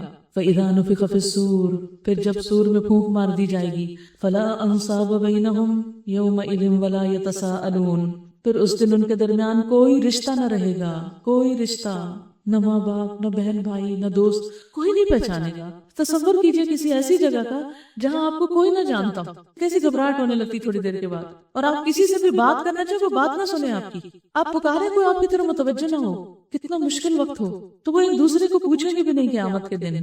اس دن جن کے پلڑے بھاری ہوں گے وہی فلاح پائیں گے، جن کے نیک اعمال زیادہ ہوں گے وہی کامیاب ہوں گے، اور جن کے پلڑے ہلکے ہوں گے وہی لوگ ہوں گے جنہوں نے اپنے آپ کو آپ گھاٹے میں ڈال لیا، خود نقصان میں ڈالا، اور وہ جہنم میں ہمیشہ رہیں گے۔ یاد رکھیے کچھ عمل ایسے ہیں جن سے نامہ اعمال وزنی ہو جاتا ہے، پلڑے بھاری ہو جاتے ہیں، میزان باری ہو جاتے ہیں۔ ان میں سب سے پہلے حسن اخلاق، اچھے اخلاق سے معاملہ کرنا، دوسرے کے ساتھ خندہ پیشانی سے بات کرنا، آرام سے بات کرنا۔ نبی صلی اللہ علیہ وسلم نے فرمایا میزان میں حسن اخلاق سے زیادہ بھاری کوئی چیز نہیں، یعنی تھوڑا سا بھی ہوگا تو ایک دم وزن زیادہ ہو جائے گا۔ اسی طرح نبی صلی اللہ علیہ وسلم نے فرمایا کہ یہ 2 کلمے ہیں جو زبان پہ ہلکے ہیں، ترازو میں بہت بھاری ہیں اور رحمان کو بہت عزیز ہیں۔ کون سے؟ سبحان اللہ وبحمدہ سبحان اللہ العظیم۔ پھر الحمدللہ کہنا میزان کو بھر دیتا ہے، اور سبحان اللہ کہنا آدھا میزان بھر دیتا ہے۔ تو کثرت سے الحمدللہ کہیں، شکر گزار بن جائیں، ورنہ جن کے پلڑے ہلکے ہوں گے انہوں نے اپنے آپ کو خود خسارے میں ڈالا، وہ جہنم میں ہمیشہ رہیں گے، آگ ان کے چہروں کی کھال چاٹ جائے گی، ان کے فیس کی سکن اتر جائے گی اور ان کے جبڑے باہر نکل آئیں گے۔ کبھی وہ جلی ہوئی کھوپڑیاں دیکھی کہ جس میں دانت باہر آ جاتے ہیں، آنکھوں کے صرف ہولز ہوتے ہیں، ناک کا بس صرف ہول ہوتا ہے، کوئی سکن نہیں چہرے پر، ایسے بھیانک چہروں والے، ان سے کیا کہا جائے گا جب ان کے جبڑے باہر نکل آئیں گے؟ کیا تم وہی لوگ نہیں ہو کہ میری آیات تمہیں سنائی جاتی تھی، میری آیات تمہیں سنائی جاتی تھی، آپ کو بھی سنائی جاتی تو تم انہیں جھٹلاتے تھے؟ نہیں، الحمدللہ آپ سب تو ماننے والے، کبھی بھی آیات کو اللہ کا حکم سن کے یہ نہ کہیں یہ نہیں میں کر سکتی اور میں یہ نہیں کروں گی، یہ نہیں کہنا چاہیے۔ وہ کہیں گے اے ہمارے رب، ہماری بدبختی ہم پہ چھا گئی، ہم واقعی گمراہ لوگ تھے، اے رب اب ہمیں یہاں سے نکال دے۔ پھر ہم ایسا قصور کریں تو ظالم ہوں گے۔ اللہ تعالیٰ جواب دے گا دور رہو میرے سامنے سے، دور ہو جاؤ، پڑے رہو اسی میں اور مجھ سے بات تک نہ کرو۔ تم وہی لوگ تو ہو کہ میرے کچھ بندے جب کہتے تھے اے ہمارے رب ہم ایمان لائے، ہمیں معاف کر دے، ہم پر رحم کر، تو سب رحیموں سے اچھا رحیم ہے، تو تم نے ان کا مذاق بنا لیا، یہاں تک کہ ان کی ضد نے تمہیں یہ بھی بھلا دیا کہ میں بھی کوئی ہوں، اور تم ان پر ہنستے رہے۔ آج ان کے اس صبر کا بدلہ میں نے یہ دیا کہ وہی کامیاب ہیں۔ پھر اللہ تعالیٰ ان سے پوچھے گا بتاؤ زمین میں تم کتنے سال رہے؟ وہ کہیں گے ایک دن، ہم وہاں ٹھہرے۔ دنیا کی یہ زندگی کتنی زیادہ لگے گی ہمیں؟ صرف ایک دن، یہ دن کا بھی کچھ حصہ لگتا، پورا دن بھی نہیں رہے۔ شمار کرنے والوں سے پوچھ لیجئے، ارشاد ہوگا تھوڑی ہی دیر ٹھہرے ہو نا، کاش تم نے یہ اس وقت جانا ہوتا۔ آج ہمیں بتا دیا گیا ہے کہ یہ دنیا کا وقت بہت تھوڑا ہے، اس کو سنجیدگی سے گزارنا ہے، کمرہ امتحان بھی سمجھنا ہے اپنے آپ کو۔ کیا تم نے یہ سمجھ رکھا تھا کہ ہم نے تمہیں فضول ہی پیدا کیا؟ افحسبتم انما خلقناکم عبثا وانکم الینا لا ترجعون، اور یہ کہ تمہیں ہماری طرف کبھی پلٹنا ہی نہیں، تم سمجھتے تھے ایسے من موجی کرنے کے لیے دنیا میں بھیجے گئے اور واپسی نہیں ہے، آخرت کچھ بھی نہیں، اسی لیے تم آخرت سے بے نیاز ہو کے عمل کرتے رہے۔ فتعالی اللہ الملک الحق، بہت بلند و بالا ہے اللہ جو بادشاہ حقیقی ہے، الملک الحق لا الہ الا ہو، کوئی الہ اس کے سوا نہیں، رب العرش الکریم، رب ہے معزز عرش کا، ومن يدع مع الله إلها آخر لا برهان له به فإنما حسابه عند ربه إنه لا يفلح الكافرون۔ اور جو کوئی اللہ کے ساتھ کسی اور کو معبود پکارے جس کے لیے اس کے پاس کوئی دلیل نہیں، یعنی شرک کی، تو اس کا حساب اس کے رب کے پاس ہے، ایسے کافر کبھی بھی فلاح نہیں پا سکتے، یعنی وہ آخرت میں جب اللہ کے حضور حاضر ہوں گے تو ان کو پکڑ لیا جائے گا۔ وَقُلْ رَبِّ اغْفِرْ وَارْحَمْ وَأَنْتَ خَيْرُ الرَّاحِمِينَ، اور آپ کہہ دیجئے اے میرے رب درگزر فرمائیے اور رحم کیجئے، تو سب رحیموں سے اچھا رحیم ہے۔ قیامت کے دن اللہ سبحانہ وتعالیٰ کس کو اپنے عرش کے سائے تلے جگہ دے گا؟ جو اللہ کی خاطر آپس میں محبت کرتے ہیں، وہ نور کے ممبروں پر ہوں گے۔ سورۃ النور، نور کے ممبروں پر جانا ہے تو نور اپنانا ہوگا، ٹھیک؟ سورۃ النور مدنی سورت ہے۔ بسم اللہ الرحمن الرحیم۔ سورۃ انزلناها وفرضناها وانزلنا فیها آیات بینات لعلکم تذکرون۔ یہ ایک سورت ہے جس کو ہم نے نازل کیا ہے۔ کس نے؟ اللہ سبحانہ وتعالیٰ نے، اور اسے ہم نے فرض کیا ہے، اور اس میں ہم نے صاف صاف ہدایات نازل کی ہیں، شاید کہ تم سبق لو۔ تو یہ سورت کس لیے پڑھنی ہے آپ نے؟ یہ سمجھ کر کہ یہ اللہ کی طرف سے آئی ہے، اس کے احکامات اللہ سبحانہ وتعالیٰ نے بھیجے ہیں، اور اللہ سبحانہ وتعالیٰ نے یہ احکامات فرض کے درجے میں رکھے ہیں۔ بعض لوگ حجاب کے بارے میں پوچھتے ہیں، وہ فرض ہے، اور اس آیت کو بھول جاتے ہیں کہ جہاں حجاب کا حکم ہے وہاں فرض کا لفظ آیا ہے اس صورت کے لیے، اور اس میں ہم نے صاف صاف ہدایات نازل کی ہیں، یعنی ایسی باتیں نہیں ہیں کہ جو کسی کو سمجھ نہ آئے، یہ سب سمجھ آنے والی باتیں ہیں، شاید کہ تم سبق لو۔ زانیہ عورت اور زانی مرد دونوں میں سے ہر ایک کو 100 کوڑے مارو، ساری مستی نکل جائے گی، پھر اس برائی کے قریب نہیں آئیں گے۔ حقیقت یہ ہے کہ زنا بہت سی خرابیوں کا سبب ہے، بہت سے گھروں کی بربادی کا سبب ہے، اور اس کے نتائج بہت بھیانک ہیں، اور اللہ سبحانہ وتعالیٰ کے نزدیک بھی زنا بہت ہی ناپسندیدہ چیز ہے۔ حدیث میں آتا ہے کہ زنا اور نور ایک جگہ اکٹھے نہیں ہو سکتے، یعنی جسے نور چاہیے دنیا میں بھی اور آخرت میں بھی، اسے اس چیز سے دور ہونا ہوگا، اور صرف یہ نہیں کہ اس ایکشن سے بچنا، بلکہ لا تقربوا الزنا، اس کے قریب بھی نہیں پھٹکنا، یعنی جو ہاتھوں، آنکھوں اور کانوں وغیرہ کا زنا ہے اس سے بھی بچ کے رہنا ہے۔ اور قیامت کے قریب زنا کے پھیلنے کی آپ نے پیشن گوئی کی تھی۔ رسول اللہ صلی اللہ علیہ وسلم نے فرمایا علامات قیامت میں سے یہ ہے کہ دین کا علم اٹھ جائے گا، جہالت پھیل جائے گی، اور شراب پی جائے گی، اور زنا کاری عام ہو جائے گی۔ زنا ہر ایک کے لیے منع ہے، لیکن بوڑھا ہونے کے بعد اگر کوئی کرے تو اس کے ساتھ تو اللہ تعالیٰ قیامت کے دن بات بھی نہیں کریں گے، اور اس کو پاک بھی نہیں کریں گے، اور اس کے لیے دردناک عذاب ہوگا۔ پھر اسی طرح اللہ تعالیٰ نہ ایسے مرد کی طرف دیکھیں گے اور نہ عورت کی طرف۔ یہ نہیں کہ صرف مرد کی سزا ہے اور عورت کی نہیں، ظاہر ہے کہ دونوں ہی انوالو ہوتے ہیں۔ رسول اللہ صلی اللہ علیہ وسلم نے فرمایا میرے پاس 2 آدمی آئے، انہوں نے میرا بازو پکڑا اور مجھے ایک دشوار گزار پہاڑ کے پاس لے گئے، تو اچانک وہاں کچھ لوگ تھے جو بری طرح پھولے ہوئے تھے، موٹے ہوئے تھے، اور ان سے بدترین بو آ رہی تھی، بہت گندی اسمیل، ان کی بو بیت الخلا کی طرح تھی، ٹوائلٹ کی بو کی طرح تھی، ان کے جسموں سے بو نکل رہی تھی۔ میں نے پوچھا یہ کون لوگ ہیں؟ انہوں نے کہا یہ زانی مرد اور زانیہ عورت ہیں، یعنی جو زنا کرتے ہیں یہ ان کی گندگی ہے۔ اور یہاں پر کیا فرمایا کہ ان پر حد جاری کرو، ان کو کوڑے مارو، اور ان پر ترس کھانے کا جذبہ اللہ کے دین کے معاملے میں تم کو دامن گیر نہ ہو، اگر تم اللہ تعالیٰ اور روز آخر پر ایمان رکھتے ہو۔ یعنی اگر تم اللہ تعالیٰ کو مانتے ہو تو پھر اس حد کو جاری کرنا ہوگا، کیونکہ ایک حد جاری کرنا اللہ تعالیٰ کے نزدیک 40 راتوں کی بارش سے زیادہ بہتر ہے، یعنی جہاں اسلام کا قانون نافذ ہوتا ہے۔ اور پھر یہ بھی ہے کہ حد سب کو لگے گی، خواہ کوئی بوڑھا ہو، بیمار ہو، کچھ بھی ہو، لیکن اس کا طریقہ مختلف ہو سکتا ہے۔ یعنی اگر کسی کے حد جاری کرنے سے مرنے کا اندیشہ ہو تو ایسی صورت میں ہلکی حد جاری کی جا سکتی ہے، لیکن حدوں کو جاری کرنا اللہ کا حکم ہے۔ اور ان کو سزا دیتے وقت اہل ایمان کا ایک گروہ موجود رہے، یعنی یہ حد، یہ سزا سب کے سامنے دی جائے تاکہ دیکھنے والے بھی مار پڑتی دیکھ کر عبرت پکڑیں اور اس سے باز آئیں۔ الزانی لا ينكح الا زانیة او مشرکہ، زانی نکاح نہ کرے مگر زانیہ کے ساتھ، یعنی ایسے لوگوں کی شادی بھی پھر آپس میں ہی ہونی چاہیے، پاک لوگوں سے زانی لوگوں کی شادی نہیں ہونی چاہیے۔ اور یہاں پر آپ دیکھیے کہ زنا اور شرک کو ساتھ ساتھ مینشن کیا گیا، یعنی جس طرح شرک کبیرہ گناہ ہے اسی طرح زنا بھی کبیرہ گناہ ہے، کیونکہ شرک میں بھی شراکت ہوتی ہے اور زنا میں بھی شراکت ہوتی ہے اپنے اصل شوہر یا بیوی کے حق کے ساتھ۔ تو زانی نکاح نہ کرے مگر زانیہ کے ساتھ یا مشرکہ کے ساتھ، یعنی ایسے شخص کو پھر مومن عورت نہیں دی جانی چاہیے۔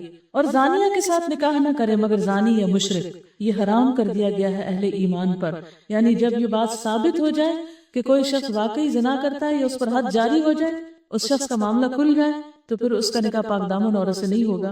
ہاں اگر کسی کا عیب چھپا ہوا ہے تو وہ اللہ کو پتا ہے، اس کے معاملے میں چھپی ہوئی باتوں کے بارے میں تو کوئی کسی کا کچھ نہیں کر سکتا، اور کون کن کن غلط راستوں پہ چل چکا ہے اور اب اس کا نکاح کسی نیک پاک مرد یا عورت سے ہو رہا ہے تو یہ راز اللہ کو معلوم ہے، تو پھر اللہ سبحانہ وتعالیٰ ہی جو چاہے معاملہ کرے۔ لیکن دنیا کا قاعدہ بتا دیا گیا، والذین یرمون المحصنات ثم لم یأتوا بأربعة شہداء، اور جو لوگ پاک دامن عورتوں پر تہمت لگائیں پھر 4 گواہ لے کر نہ آئیں، ان کو 80 کوڑے مارو، 80 کوڑے مارو، اور ان کی شہادت کبھی قبول نہ کرو، اور وہ خود ہی فاسق ہیں سوائے ان لوگوں کے جو اس حرکت کے بعد تائب ہو جائیں اور اصلاح کر لیں کہ اللہ ضرور ان کے حق میں غفور الرحیم ہے۔ یعنی اس سے یہ پتہ چلتا ہے کہ اسلام اس بات کو سخت کنڈیم کرتا ہے، ناپسند کرتا ہے کہ کوئی کسی پر زنا کا الزام لگائے، جھوٹا الزام، کیونکہ اس سے دوسروں کی عزت پامال ہوتی ہے، اور ہمارا دین ہمیں دوسروں کی عزت کرنا سکھاتا ہے۔ اور اس طرح کے اسکینڈلز کو اچھالنا اور اس قسم کی خبروں کا عام کرنا اور لوگوں کے درمیان بیٹھ کر اس طرح کے قصے بیان کرنا، یہ لغویات میں سے بھی ہے اور ناپسندیدہ چیزوں میں سے بھی، اس لیے ان سے بچنا چاہیے۔ والذین یرمون ازواجہم ولم یکن لہم شہداء الا انفسہم فشہادۃ احدہم 4 شہادات باللہ انہ لمن الصادقین، اور جو لوگ اپنی بیویوں پر الزام لگائیں اور ان کے پاس خود ان کے اپنے سوا کوئی دوسرے گواہ نہ ہوں، تو ان میں سے ایک شخص کی شہادت یہ ہے کہ وہ 4 مرتبہ اللہ کی قسم کھا کر گواہی دے کہ وہ اپنے الزام میں سچا ہے۔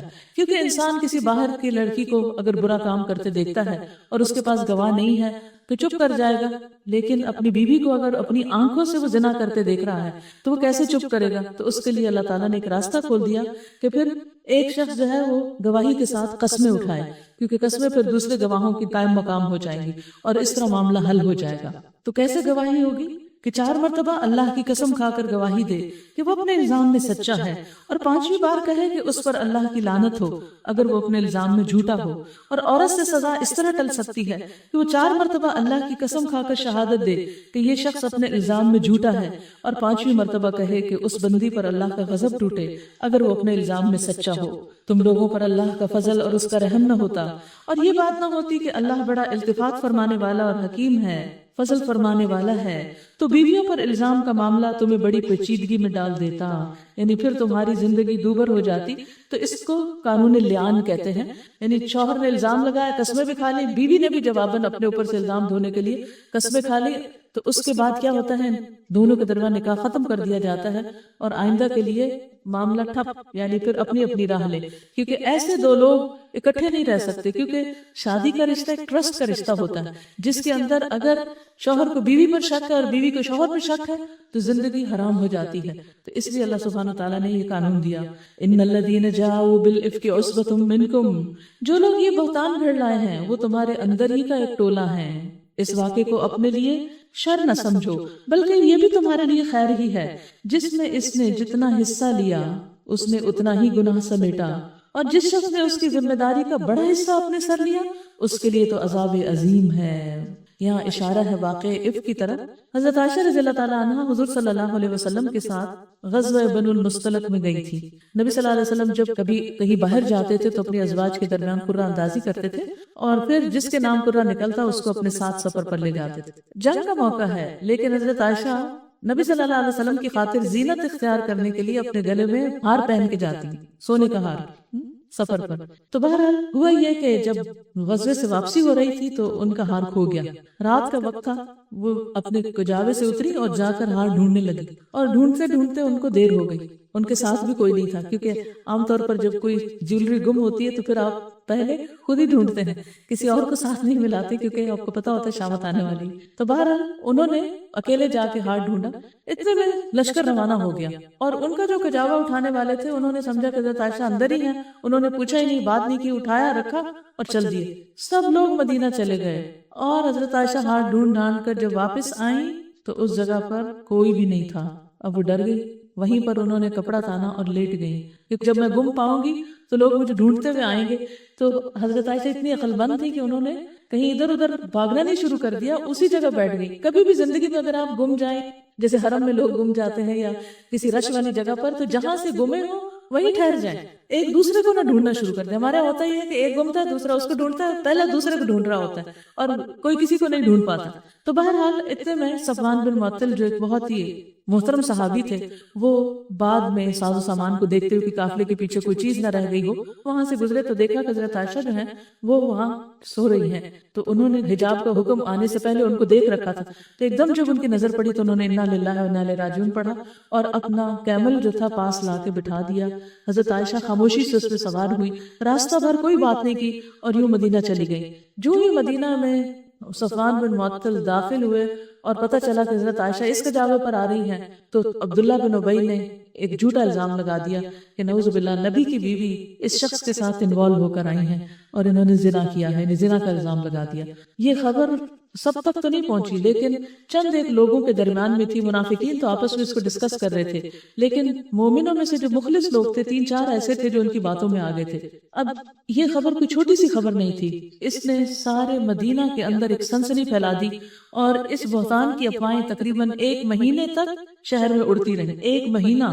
اس دوران نبی صلی اللہ علیہ وسلم سخت اذیت میں مبتلا رہے، لیکن آپ نے کبھی حضرت عائشہ سے پوچھا نہیں، کچھ کھود کرید نہیں کی، اچھا بتاؤ تم نے کیا کیا تھا کہ نہیں کیا تھا، کچھ نہیں، بس ان کو ان کے حال پہ چھوڑ دیا۔ وہ کہتی ہیں میں روتی رہی، میرے والدین انتہائی پریشانی اور رنج و غم میں مبتلا رہے۔ ایک دن حضور صلی اللہ علیہ وسلم میرے پاس تشریف لائے، پاس بیٹھے، اس مدت میں آپ میرے پاس بھی نہیں بیٹھتے تھے، اور حضرت ابوبکر یعنی ان کے والد، ام رومان والدہ، انہوں نے محسوس کیا کہ آج کوئی فیصلہ کن بات ہونے والی ہے، تو وہ بھی دونوں پاس آ کے بیٹھ گئے۔ تو حضور صلی اللہ علیہ وسلم نے فرمایا عائشہ مجھے تمہارے متعلق ایسی ایسی خبر پہنچی، اگر تم بے گناہ ہو تو امید ہے کہ اللہ تعالیٰ تمہاری برات کر دے گا، اور اگر واقعی کسی گناہ میں مبتلا ہوئی ہو تو اللہ تعالیٰ سے توبہ کرو اور معافی مانگ لو، اللہ تعالیٰ معاف کرنے والا ہے۔ وہ کہتے ہیں یہ بات سن کر میرے آنسو خشک ہو گئے، میں نے اپنے والد کی طرف دیکھا اور کہا کہ آپ کچھ کہیے، تو انہوں نے کہا بیٹی میری سمجھ میں کچھ نہیں آتا کہ میں کیا کہوں۔ کہتی میں نے اپنی والدہ سے کہا کہ آپ ہی کچھ کہیں، تو انہوں نے کہا میں حیران ہوں کیا کہوں، یعنی ان کے پاس بھی کہنے کے کچھ الفاظ نہیں تھے۔ تو اس سے آپ اندازہ لگائیں کہ ایسے حالات جب ہوتے ہیں، یعنی دنیا میں بھی جب انسان کسی مصیبت میں ہوتا ہے تو تنہا رہ جاتا ہے، یاد رکھیے تنہا رہ جاتا ہے، خواہ اس کے ماں باپ بھی ہوں، کوئی دوست بھی ہوں، اور لوگ بھی ہوں اس کے پاس بھی بیٹھے ہوں، لیکن صدمہ جس کو ہوتا ہے اسی کو ہوتا ہے، دوسرے کچھ زیادہ کر بھی نہیں سکتے۔ اور اس واقعے سے مجھے ہمیشہ قیامت کا دن یاد آ جاتا ہے کہ اگر وہاں کوئی انسان پریشان ہوگا اور وہ اپنی امی ابا کو پکارے گا تو وہ آگے سے کچھ بھی دفاع نہیں کریں گے۔ اس پہ کہنے لگی ایک بات آپ کے کانوں میں پڑ گئی ہے اور دلوں میں بیٹھ چکی ہے، اب اگر میں یہ کہوں کہ میں بے گناہ ہوں اور اللہ جانتا ہے کہ میں بے گناہ ہوں، تو آپ لوگ مانیں گے نہیں. اور اگر میں ایک ایسی بات کا اقرار کر لوں جو میں نے کی ہی نہیں، یعنی غلطی نہیں کی، اور اللہ جانتا ہے میں نے نہیں کی، تو آپ اس کو مان لیں گے. یعنی اس وقت ہر شخص جھوٹے پروپیگنڈے کے اثر سے اس بات کے لیے تیار ہے کہ وہ اس بات کو سچا ہی سمجھ لے. تو اس وقت کہتی کہ میں نے حضرت یعقوب کا نام یاد کرنے کی کوشش کی، لیکن غم کے بارے میں جو ان کا نام یاد نہیں آیا، تو کہا کہ اس حال میں اس کے سوا کیا کہہ سکتی ہوں جو یوسف علیہ السلام کے والد نے کہا تھا صبر جمیل، کہ میں صبر کروں گی اور اچھی طرح کروں گی.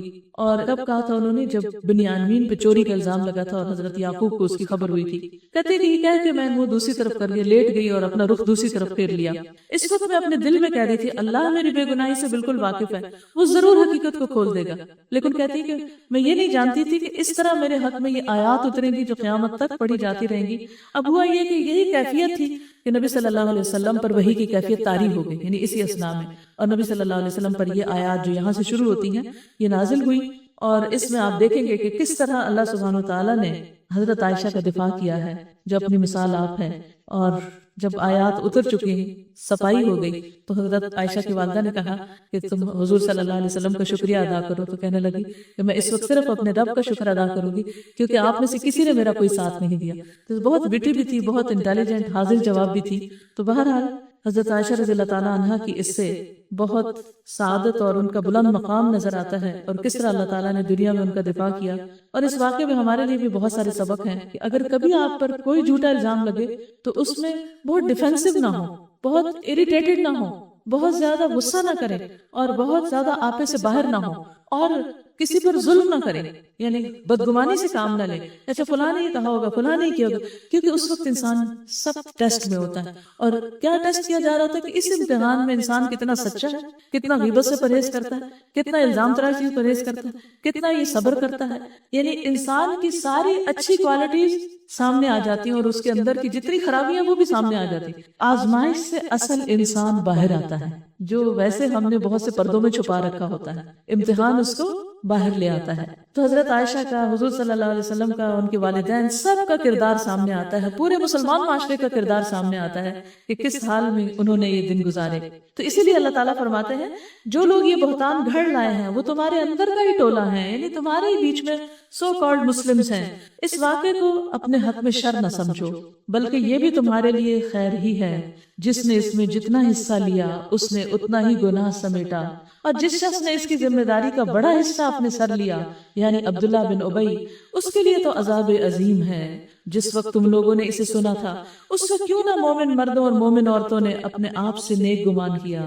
یہ ہے سیکھنے کا سبق، انڈر لائن کیجئے. کسی کے بارے میں بھی جھوٹا پروپیگنڈا جب آپ سنیں، جھوٹا الزام کسی پہ لگتا وہ سنیں، تو اپنے آپ کو اس کی جگہ رکھ لیں کہ اگر میں ہوں تو کیا ایسا کروں. اور کیوں نہ کہا وَقَالُوا هَذَا إِفْكٌ مُبِينٌ، یہ تو ایک صریح بہتان ہے. وہ لوگ اپنے الزام کے ثبوت میں 4 گواہ کیوں نہ لائے؟ اب کہ وہ گواہ نہیں لائے، اللہ کے نزدیک وہی جھوٹے ہیں. اگر تم لوگوں پر دنیا اور آخرت میں اللہ کا فضل اور رحم و کرم نہ ہوتا تو جن باتوں میں تم پڑ گئے تھے ان کی پاداش میں بڑا عذاب تمہیں آ لیتا. ذرا غور تو کرو اس وقت تم کیسی غلطی کر رہے تھے جب تم اپنے منہ سے وہ کچھ کہتے جا رہے تھے جس کے متعلق تمہیں کوئی علم نہ تھا. تم اسے ایک معمولی بات سمجھ رہے تھے، حالانکہ اللہ کے نزدیک وہ ایک بہت بڑی بات تھی. یعنی کسی بے گناہ مسلمان عورت پر الزام لگانا کوئی چھوٹی بات نہیں، بہت بڑی بات ہے. کیوں نہ اسے سنتے ہی تم نے کہہ دیا کہ ہمیں ایسی باتیں زبان سے نکالنا زیب نہیں دیتا، ہمیں ایسی باتیں کرنی نہیں چاہیے. سبحانک ھذا بہتان عظیم، پاک ہے تو اے رب، یہ ایک بہت بڑا بہتان ہے. حقیقت یہ ہے کہ آزمائش کے موقع سب سے زیادہ زبان کے لیے آزمائش کے ہوتے ہیں، کیونکہ اس وقت انسان کو اپنی زبان سنبھالنا بڑا مشکل ہے. کچھ نہ کچھ پھسل جاتا ہے، کچھ نہ کچھ منہ سے نکل جاتا ہے. تو رسول اللہ صلی اللہ علیہ وسلم نے فرمایا بندہ ایک بات زبان سے نکالتا ہے اور اس کے متعلق سوچتا نہیں کہ وہ کتنا بڑا گناہ ہے، جس کی وجہ سے وہ دوزخ میں اتنی دور پھسل کر گرتا ہے جتنی دوری مشرق اور مغرب کے درمیان ہوتی ہے. آپ صلی اللہ علیہ وسلم نے فرمایا کہ انسانوں کو چہروں کے بل جہنم میں ان کی زبانوں کی کٹی ہوئی کھیتیاں ہی گرائیں گی، یعنی زبانوں کی کمائی کی وجہ سے وہ جہنم میں جائیں گے. یعنی ایک انسان نماز پڑھتا ہے، روزہ رکھتا ہے، تہجد پڑھتا ہے، صدقہ خیرات کرتا ہے، لیکن ساتھ بڑا بد زبان ہے، بہت بد اخلاق ہے. تو ایسے شخص کی گفتگو کی جو بے احتیاطی ہے وہ اس کو مصیبت اور بڑے عذاب سے دوچار کر سکتی ہے۔ پھر یاد رکھیے جو زبان چلاتے ہیں لوگ وہ اللہ تعالیٰ کے ناپسندیدہ ہیں۔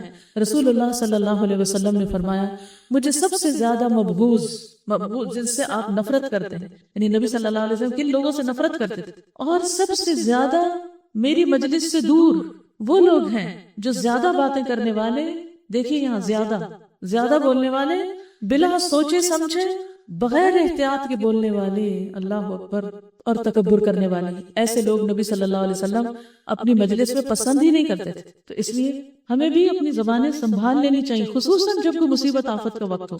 یعظکم اللہ ان تعودوا لمثلہ ابدا ان کنتم مؤمنین، اللہ تم کو نصیحت کرتا ہے آئندہ کبھی ایسی حرکت نہ کرنا اگر تم مومن ہو۔ وَيُبَيِّنُ لَكُمُ الْآيَاتِ، اور تمہیں صاف صاف ہدایات دیتا ہے۔ واللہ علیم حکیم، اور اللہ علیم اور حکیم ہے۔ ان الذین یحبون ان تشیع الفاحشۃ فی الذین آمنوا لہم عذاب علیم فی الدنیا والآخرہ واللہ یعلم وانتم لا تعلمون، جو لوگ چاہتے ہیں کہ ایمان لانے والوں کے گروہ میں فحش پھیلے، بے حیائی پھیلے، چاہے وہ گفتگو سے تعلق رکھتی ہو، چاہے وہ لباس سے تعلق رکھتی ہو، وہ دنیا اور آخرت میں دردناک سزا کے مستحق ہیں۔ اللہ جانتا ہے اور تم نہیں جانتے۔ یاد رکھیے فحش کا تعلق انسان کی زبان سے ہوتا ہے، انسان کے لباس سے ہوتا ہے، انسان کے ایکشن سے ہوتا ہے۔ ایسا لباس نہیں پہنیے جسے پہن کر آپ کا جسم ننگا ہو رہا ہو، چست لباس نہ ہو، ٹائٹ نہ ہو، جسم کے ساتھ چپکا ہوا نہ ہو، جیسے ٹائٹ پاجامے پہنے جا رہے ہیں آج کل۔ یہ بے حیائی کا لباس ہے، حیا نہیں ہے اس میں، کیونکہ پورا انسان کا جو سائز ہے وہ نظر آنے لگتا ہے، اس کے پورے فگر نمایاں ہو جاتے ہیں، اور خصوصاً اگر قمیصوں کے چوک لمبے ہیں تو پورے بٹکس تک کا حصہ پورا دکھ رہا ہوتا ہے۔ یہ حصہ عورتوں کو دکھانا بھی حرام ہے، کہاں کہ مردوں کو دکھایا جائے، باہر سڑک پر انسان اس لباس میں چلے۔ پھر اسی طرح انسان کی زبان سے گالی گلوچ اور بے حیائی کی باتیں، زنا کی باتیں، فحش گفتگو، وہ گفتگو جو صرف شوہر اور بیوی کر سکتے ہیں وہ کسی نان محرم کے ساتھ کرنا، یہ سب بھی فحش باتوں میں آتا ہے۔ پھر اس طرح ایسے گانے، غزلیں اور ایسا میوزک کہ جس میں اس قسم کی باتیں کی گئی ہوں۔ پھر اسی طرح ان چیزوں کو سیل کرنا اور ایسے لباس تیار کر کے سیل کرنا، مثلا اگر آپ نے بوتیک بنائی ہوئی ہے تو اس میں صرف باحیا لباس سیل کریں، اگر آپ نے بے حیائی کا لباس سیل کیا تو آپ بھی حصے دار ہوں گے، کیونکہ آپ رواج دے رہے ہیں اس کلچر کو۔ پھر ایسے شو منعقد کرنا کہ جس میں اس کا پورا اظہار کیا جا رہا ہو۔ تو حیا کا تعلق جو ہے بچپن سے ہے، چھوٹے بچوں کو بھی ایسے لباس نہیں پہنانے چاہیے کہ جن کو پہن کر لوگ ننگے رہیں، کیونکہ حدیث بہت ہی سخت ہے۔ فحش گفتگو بھی اللہ تعالیٰ کو پسند نہیں، اور یہ کلچر قیامت کی علامت بھی ہے۔ اور پھر رسول اللہ صلی اللہ علیہ وسلم نے فرمایا اللہ تعالیٰ بے حیائی پسند نہیں کرتے، بے حیا سے اور بے حیائی کی تلاش کرنے والے سے بغض رکھتے ہیں، نفرت کرتے ہیں، اور قیامت اس وقت تک قائم نہیں ہوگی جب تک ہر طرف بد زبانی اور بتکلف فحش گوئی عام نہ ہو جائے، یعنی قیامت سے پہلے یہ سب کچھ ہوگا۔ پھر اسی طرح بےہودہ گوئی کرنے والے، ان کا اسلام سے کوئی تعلق نہیں۔ جابر رضی اللہ عنہ کہتے ہیں کہ ایک مرتبہ میں نبی صلی اللہ علیہ وسلم کی ایک مجلس میں شریک تھا، میرے والد سمرہ میرے سامنے بیٹھے ہوئے تھے۔ نبی صلی اللہ علیہ وسلم نے فرمایا بے حیائی اور بتکلف فحش گوئی کا اسلام سے کوئی تعلق نہیں۔ ایسی ٹاک شوز، ایسی گفتگویں، ایسے چٹکلے، ایسے مذاق، ایسے لطیفے جس میں فحش باتیں کی جا رہی ہوں، اور اسلام کے اعتبار سے لوگوں سے سب سے اچھا وہ ہے جس کا اخلاق سب سے عمدہ ہو۔ تو اس لیے ڈکی چھپی کھلی کسی بھی طرح فحش باتیں اپنی زندگی سے باہر نکال دے، کیونکہ یہ انسان کے لیے آفت کا سبب ہے۔ اسی طرح فحش لباس جس میں انسان کا جسم نمایاں ہو، چاہے وہ نیٹ کی چادر ہو یا جارجٹ کے ایسے دوپٹے کے جس سے پورا جسم ڈھلک رہا ہو، یا لباس میں باریک لباس کہ جس کو پہن کے انسان ننگا دکھ رہا ہو، یہ سب کچھ اسی میں آ جاتا ہے۔ وہ حدیث پر دہرا لیجئے جو مسلم کی تھی، جس میں آتا ہے کہ میری امت کے دو گروہ ہیں جن کو میں نے نہیں دیکھا، لیکن وہ دونوں بھی جنت میں نہیں جائیں گے جبکہ جنت کی خوشبو دور دور تک آ رہی ہوگی۔ ان میں سے ایک گروہ وہ جو عورتوں کا ہے کہ جو لباس پہن کر بھی ننگی رہتی ہیں، لباس پہن کے بھی ننگی رہتی، سر ان کے بختے اونٹنی کے کوہان کی طرح، یعنی اوپر اٹھے ہوئے، کوئی ایسا جوڑا بنانا جو اوپر اسکارف سے باہر دکھے وہ منع ہے۔ یعنی اگر آپ نے بال سمیٹنے لپیٹنے تو نیچے کریے، نمایاں نہیں ہونا چاہیے، کوہان کی طرح، ہمپ کی طرح اوپر نہیں دکھنا چاہیے۔ آپ نے فرمایا وہ دوسروں کو مائل کرے گی اور خود مائل ہوگی، ایسی عورتیں جنت میں نہ جا سکے گی، حالانکہ جنت کی خوشبو دور دور تک جا رہی ہوگی، لمبے فاصلوں تک جا رہی ہوگی۔ تو اس لیے اتنی سخت حدیث کے ہوتے ہوئے کوئی ہمارے پاس گنجائش نہیں، کوئی عذر نہیں کہ ہم اپنے اندر سے اس بے حیائی کے کلچر کو ختم نہ کریں. یعظکم اللہ ان تعودوا لمثلہ ابدا. اللہ تم کو نصیحت کرتا ہے کہ تم آئندہ کبھی ایسی حرکت نہ کرنا اگر تم مومن ہو. اللہ تمہیں صاف صاف ہدایات دیتا ہے اور وہ علیم اور حکیم ہے. جو لوگ چاہتے ہیں کہ ایمان لانے والوں کے گروہ میں فحش پھیلے وہ دنیا اور آخرت میں دردناک سزا کے مستحق ہیں. دنیا میں بھی ان کو سزا ملے گی اور آخرت میں بھی. اللہ جانتا ہے اور تم نہیں جانتے. اگر اللہ کا فضل اور اس کی رحمت تم پر نہ ہوتی اور یہ بات نہ ہوتی کہ اللہ بڑا شفیق و رحیم ہے تو یہ چیز جو ابھی تمہارے اندر پھیلائی گئی تھی بدترین نتائج دکھا دیتی، یعنی سارا معاشرہ تتر بتر ہو کے رہ جاتا. پھر فرمایا اے لوگو جو ایمان لائے ہو شیطان کے نقش قدم پر نہ چلو. اس کی پیروی اگر کوئی کرے گا تو وہ اسے فحش اور بدی کا حکم دے گا. اور اگر اللہ کا فضل اور اس کا رحم و کرم تم پر نہ ہوتا تو تم میں سے کوئی شخص پاک نہ ہو سکتا تھا مگر اللہ ہی جسے چاہتا ہے پاک کرتا ہے. اللہ سننے والا اور جاننے والا ہے. اس لیے ہمیں کچھ بھی کر کے اللہ سبحانہ وتعالی سے اپنے آپ کی معافی کرانی چاہیے. خوب خوب عفو درگزر کی دعا کرنی چاہیے اور خاص طور پر رمضان کی راتوں میں، تاک راتوں میں، لیلۃ القدر پہ اللہم انک عفو تحب العفو فاعف عنا ولا یأتل اولو الفضل منکم والسعة ان یؤتوا اولی القربى والمساکین والمہاجرین فی سبیل اللہ ولیعفوا ولیصفحوا الا تحبون ان یغفر اللہ لکم واللہ غفور رحیم. تم میں سے جو لوگ صاحب فضل اور صاحب مقدرت ہیں وہ اس بات کی قسم نہ کھا بیٹھیں کہ اپنے رشتہ دار مسکین اور مہاجر فی سبیل اللہ لوگوں کی مدد نہ کریں گے. انہیں معاف کر دینا چاہیے اور درگزر کرنا چاہیے. کیا تم نہیں چاہتے کہ اللہ تمہیں معاف کر دے؟ اور اللہ کی صفت یہ ہے کہ وہ غفور الرحیم ہے. مخلص مومنوں میں سے جنہوں نے حضرت عائشہ پر الزام لگایا تھا ان میں سے ایک مصطح بن اساسہ تھے جو حضرت ابو بکر رضی اللہ تعالیٰ عنہ کے قریبی رشتہ دار تھے. جب حضرت ابو بکر کو پتا چلا کہ وہ بھی الزام لگانے والوں میں شامل تھے تو انہوں نے قسم کھا لی کہ وہ آئندہ اپنے رشتہ دار کو کچھ بھی نہیں دیں گے. تو اس پر اللہ سبحانہ وتعالیٰ نے فوراً بیچ میں فرمایا کہ نہیں، جن کو اللہ نے سب کچھ دیا ہے وہ ایسا نہیں کریں گے. یعنی آپس میں بھی ایک دوسرے کو معاف کر دیا جائے. غلطی ہو گئی، حد جاری ہو گئی اور اس کے بعد اب معاف کر دیا جائے. تو حضرت ابو بکر نے کہا تھا کہ کیوں نہیں اے اللہ، ہم چاہتے ہیں کہ تو ہمیں معاف کر دے. اور انہوں نے اس وظیفے کو پہلے سے بھی دگنا کر دیا. الا تحبون ان یغفر اللہ لکم واللہ غفور الرحیم. اور اللہ غفور الرحیم ہے، اس لیے بندوں میں کیا پسند کرتا ہے تو بندے بھی ایک دوسرے کو معاف کر دیں. ان الذین یرمون المحصنات الغافلات المؤمنات لعنوا فی الدنیا والآخرہ ولہم عذاب عظیم. جو لوگ پاک دامن، بے خبر مومن عورتوں پر تہمتیں لگاتے ہیں، زنا کی جھوٹے سکینڈل گھڑتے ہیں، ان کو بدنام کرتے ہیں، ان پر دنیا اور آخرت میں لعنت کی گئی ہے. کبھی بھی ایسی کسی گفتگو میں حصہ نہ لیں اور کبھی کسی کے کردار، کیریکٹر کے اوپر بات نہ کریں. اگر آپ نے اپنی آنکھوں سے بھی دیکھا تو جب تک 4 گواہ نہ ہو اس کا ذکر نہ کریں، کیونکہ بہت سخت سزا ہے. وہ اس دن کو بھول نہ جائیں جبکہ ان کی اپنی زبانیں اور ان کے اپنے ہاتھ پاؤں ان کے کرتوتوں کی گواہی دیں گے. اس دن اللہ وہ بدلہ انہیں بھرپور دے گا جس کے وہ مستحق ہیں اور انہیں معلوم ہو جائے گا کہ اللہ ہی حق ہے، سچ کو سچ کر دکھانے والا. تو یاد رکھیے کہ یہ سزا دنیا کے علاوہ آخرت میں بھی ہے. نبی صلی اللہ علیہ وسلم نے فرمایا جس نے اپنے غلام پر تہمت لگائی حالانکہ غلام اس تہمت سے بری تھا تو قیامت کے دن اسے کوڑے لگائے جائیں گے سوائے اس کے کہ اس کی بات صحیح ہو. یعنی کسی پر ایک تو ہے زنا کا الزام اور دوسرے کسی بھی قسم کا جھوٹا الزام، فلاں نے چوری کی، تم نے یہ اٹھایا، فلاں نے یہ کیا. ایسی باتیں مومن نہیں کرتے جب تک کہ پورا یقین نہ ہو جائے. کسی سے آگے کچھ نہیں کہتے، ورنہ اگر بات صحیح نہ ہوئی تو پکڑ ہو جائے گی، کوڑے پڑیں گے.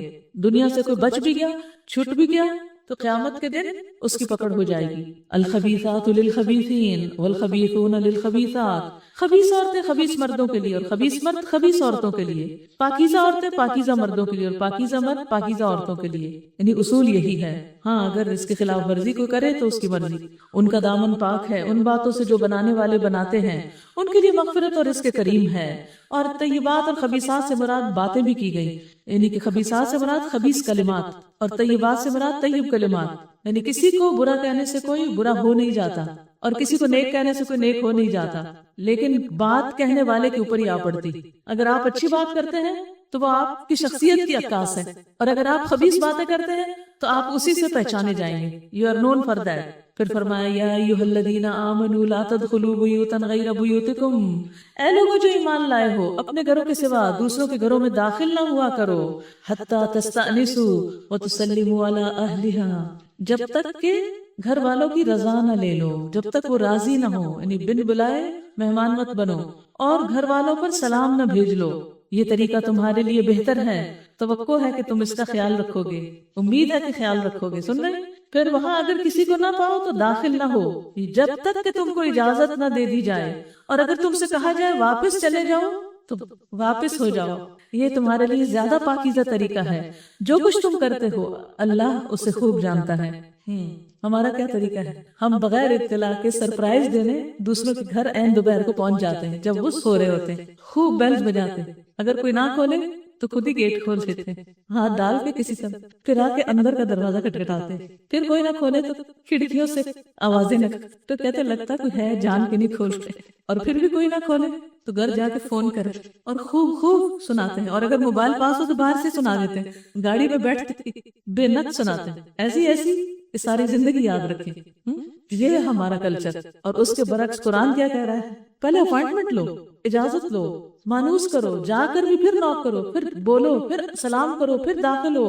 اور اگر کوئی کہے کہ نہیں اس وقت میں مصروف ہو چلے جاؤ تو چلے جاؤ، برا نہ مناؤ. یہ زیادہ اچھا طریقہ ہے، بجائے اس کے کہ کوئی شخص اس پوزیشن میں نہ کہ آپ کو سرو نہ کر سکے، اٹینڈ نہ کر سکے، ٹائم نہ دے سکے، اور پھر تم ناراض ہو کے چلے آؤ کہ اتنے بد اخلاق ہیں، اتنے بدتمیز ہیں کہ ہم گئے ہیں اور ہمیں کسی نے پوچھا نہیں. تو اس لیے اس حکم پر عمل بہت مشکل کام ہے. اور اس سے پتہ چلتا ہے ہمارا معاشرہ کتنا اسلامی معاشرہ ہے اور کتنا دین ہم جانتے ہیں. اچھا بولے دین پڑھے ہوئے لوگ بھی یہ حرکتیں کرتے ہیں. البتہ تمہارے لیے اس میں کوئی مذائقہ نہیں کہ ایسے گھروں میں داخل ہو جاؤ جو کسی کی رہنے کی جگہ نہ ہو. جیسے ہاسپٹل ہے، وہاں بھی اگر وزٹر آورز نہیں ہے تو مت جاؤ، کیونکہ مریض کو کسی وقت تو آرام کرنا ہی ہے. اور جن میں تمہارے فائدے کی کوئی چیز ہو، یعنی اسکول وغیرہ، کالج، بینک وغیرہ، تو اس میں ضروری نہیں ہوتا کہ انسان اسی طرح نوک کر کر کے جائے. وہ دروازے جب انہوں نے خود کھول رکھے ہوتے ہیں وزٹنگ آورز، تو اس میں آپ بغیر اجازت بھی جا سکتے ہیں. ورنہ اگر وہ اپوائنٹمنٹ بنانے کو کہیں تو وہاں بھی اپوائنٹمنٹ بنانی ہوگی. یہ نہیں کہ چلے گئے بغیر اجازت، سامان لے کے چلے گئے اور پھر کہا کہ اب جیسے تیسے ادھر ہی ہمیں اکوموڈیٹ کر لیں. پھر فرمایا تم جو کچھ ظاہر کرتے ہو اور جو کچھ تم چھپاتے ہو سب کی اللہ کو خبر ہے. تم جو کرتے ہو یعنی اس وقت دوسروں کے بارے میں جیسا گمان رکھتے ہو اور جو حرکتیں کر رہے ہو سب پتہ ہے اس کو. تو اس لیے اللہ تعالیٰ اس کا حساب لے گا. پھر فرمایا قل للمؤمنین یغضوا من ابصارہم ویحفظوا فروجہم. اے نبی صلی اللہ علیہ وسلم، مومن مردوں سے کہیے کہ اپنی نظریں بچا کے رکھیں اور اپنی شرمگاہوں کی حفاظت کریں. یعنی صرف عورتیں ہی نہیں شرم و حیا کا مظاہرہ کریں، مرد بھی کریں، بلکہ مردوں کو پہلے حکم دیا گیا. یہ زیادہ پاکیزہ طریقہ ہے. ان اللہ خبیر بما یصنعون، بے شک اللہ خوب باخبر ہے اس سے جو کچھ وہ کرتے ہیں. بما یصنعون یعنی مردوں کی تمام حرکات اللہ کی نگاہ میں ہیں، چھپی ہوئی نہیں. اللہ دیکھتا ہے، اس کا مطلب کیا ہے کہ پھر اللہ تعالیٰ پوچھے گا بھی. نگاہ کی جو حفاظت ہے یہ ایمان کا حصہ ہے. جو شخص اپنی نگاہ کو سنبھال کے رکھے گا اللہ سبحانہ و تعالیٰ اسے اس کا بہترین اجر عطا کرے گا. نبی صلی اللہ علیہ وسلم نے فرمایا 3 طرح کی آنکھیں قیامت کے دن جہنم کی آگ کو نہ دیکھ سکیں گی. وہ آنکھ جو اللہ کے ڈر سے رو پڑی، وہ آنکھ جس نے اللہ کی راہ میں پہرا دیا، وہ آنکھ جو حرام کردہ چیزوں میں جھک گئی. یعنی جب کوئی فحش سین آیا، ہاں ٹیلی ویژن کی اسکرین پر یا بل بورڈ پر یا پھر کسی کتاب کے اندر یا کسی میگزین میں یا کسی انٹرنیٹ کی سائٹ پر، کیونکہ بعض اوقات اچانک چیزیں سامنے آ جاتی ہیں اور آپ قطعاً دیکھنا نہیں چاہتے تو فوراً اس نے حرام سے نگاہ پھیر لی. ایسی نگاہ رکھنے والوں کا اجر کیا ہے کہ اللہ تعالیٰ جہنم کی آگ ان سے چھپا لے گا. آگ کو دیکھنا کتنا خوفناک ہوتا ہے، کتنا خوف زدہ کرتا ہے انسان کو. پھر مومن عورتوں کو بھی حکم دیا گیا، اور اے نبی مومن عورتوں سے کہہ دیجئے اپنی نگاہیں بچا کے رکھیں اور اپنی شرمگاہوں کی حفاظت کریں. یعنی مومن عورتیں اپنی حیا کی اور خصوصاً زنا سے پرہیز کریں اور اپنے آپ کو ننگا نہ کریں، ایسا لباس نہ پہنے کہ پہن کر بھی ننگی رہیں. پھر اسی طرح یہ ہے کہ نگاہیں جو ہیں جو کچھ وہ کرتی ہیں ان کو کاؤنٹ کیا جا رہا ہے. مثلا یہ نہیں کہ آپ کہیں فلاں حضرت جو ہے یہ بہت نیک بزرگ ہیں اور ان کو تو خوب دیکھا جا سکتا ہے. مرد مرد ہے، چاہے کوئی بھی ہو، کسی کو بھی نہیں دیکھنا چاہیے. یعنی نگاہ بھر کے نہیں دیکھنا چاہیے، چاہے کوئی بڑا علامہ ہو یا کوئی بہت نیک صاحب ہو. اور پھر بعض اوقات ہم یہ کہتے ہیں ہم کون سا اس کو سامنے سے دیکھ رہے ہیں، ہم تو کمپیوٹر پر ہی دیکھ رہے ہیں اور خوب دل بھر کے دیکھیں، تو یہ بھی منع ہے. چاہے کسی برے مرد کو دیکھیں یا اچھے مرد کو دیکھیں، دونوں برابر ہیں، کسی کی بھی اجازت نہیں. نبی صلی اللہ علیہ وسلم نے حضرت علی سے کہا تھا پہلی نگاہ معاف ہے لیکن دوسری اس کا مواخذہ ہوگا. تو اس لیے جان بوجھ کر کسی بھی حرام چیز کو دیکھنا اور دل بھر بھر کے دیکھتے رہنا جو ہے یہ اللہ تعالیٰ کے نزدیک ناپسندیدہ ہے. اور پھر جو گناہ ہوتے ہیں نا ان کی شامت دنیا میں بھی آتی اور آخرت میں بھی۔ بعض اوقات انسان سے نیکی کے مواقع چلے جاتے ہیں، بعض اوقات انسان سے خیر اور بھلائی دور ہو جاتی ہے، بعض اوقات انسان اللہ سے دور ہو جاتا ہے، عبادت سے محروم ہو جاتا ہے، اور اگر عبادت سے محروم نہ ہو تو عبادت کی لذت سے محروم ہو جاتا ہے، اور پھر اللہ خوب خبر رکھتا ہے جو تم کر رہے ہو، چاہے چھپ چھپ کے کر رہے ہو، اللہ سے نہیں چھپ سکتے۔ مومن عورتوں کے لیے نگاہوں کی حفاظت، شرمگاہوں کی حفاظت کے علاوہ کچھ اور احکامات بھی ہیں، اور وہ کیا ہیں؟ وَلَا يُبْدِينَ زِينَتَهُنَّ إِلَّا مَا ظَهَرَ مِنْهَا، وہ اپنی زینت ظاہر نہ کرے مگر جو خود بخود ظاہر ہو جائے۔ رسول اللہ صلی اللہ علیہ وسلم نے فرمایا تمہاری بدترین عورتیں وہ ہیں جو زینت کا اظہار کرنے والی ہیں، تکبر سے چلتی ہیں، ایسی عورتیں منافق ہیں، ان میں سے کوئی بھی جنت میں داخل نہ ہوں گی مگر سرخ چونچ اور سرخ پیر والے کوے کی طرح، یعنی بہت کم۔ اور پھر خاص طور پر وہ عورتیں جو مردوں کو مائل کریں، یعنی اپنی طرف رجھائیں، اور اپنے لباس سے اور اپنے کپڑوں سے اور اپنی چال سے ان کو اپنی طرف اٹریکٹ کریں۔ اب دیکھیں کہ اس سے مرد کتنے فتنے میں پڑ جاتا ہے، اور کتنے ہی گھر برباد ہو جاتے ہیں، گھروں کا سکون لٹ جاتا ہے۔ اور کیا کریں؟ وَلْيَضْرِبْنَ بِخُمُرِهِنَّ عَلَى جُيُوبِهِنَّ، اپنے جو دوپٹے ہیں ان کو صرف سر پہ نہیں رکھیں، اپنے سینے پہ ڈال لیں۔ کچھ لوگوں نے کیا کیا، سر سے اتار کے سینے پہ ڈال لیا، قرآن میں لکھا ہوا سینے پہ ڈالیں۔ خمار سر کا لباس ہوتا ہے، اب یہ تو نہیں کہ اگر کوئی کہے کہ قمیض کو پاؤں تک لمبا کرو تو انسان قمیض اتار کے نیچے کو لٹکا لے۔ اسی طرح یہ بھی اس کا معنی نہیں ہے کہ دوپٹہ جو ہے اس کو اتار کے سینے پہ وی بنا کے ڈال لے اور سمجھے کہ اس نے حق ادا کر دیا۔ وَلْيَضْرِبْنَ بِخُمُرِهِنَّ عَلَى جُيُوبِهِنَّ، اور اپنے سینوں پر اپنی اوڑھنیوں کے آنچل ڈالے رہیں، یعنی سینہ حسن کی جگہ ہے، عورت کے لیے اٹریکشن کی جگہ ہے، اس لیے خاص طور پر اسے ڈھانکیں۔ بعض لوگ سکارف کر لیتے ہیں، بڑے بڑے حجاب پہن لیتے ہیں، لیکن وہ سکارف کس طرح باندھتے ہیں؟ اس کو اوپر ہی اوپر رول کرتے چلے جاتے ہیں اور سینے میں نہیں ڈالتے، سینہ اسی طرح کھلا نظر آ رہا ہوتا ہے، اور بعض اوقات سکارف کے پلو اٹھا کے اوپر کو نقاب بنا رہے ہوتے ہیں اور سینہ پورا نمایاں ہو رہا ہوتا ہے۔ اور کس چیز کو وہ ڈھانک رہے ہیں جب آپ کا سینہ کھلا ہے؟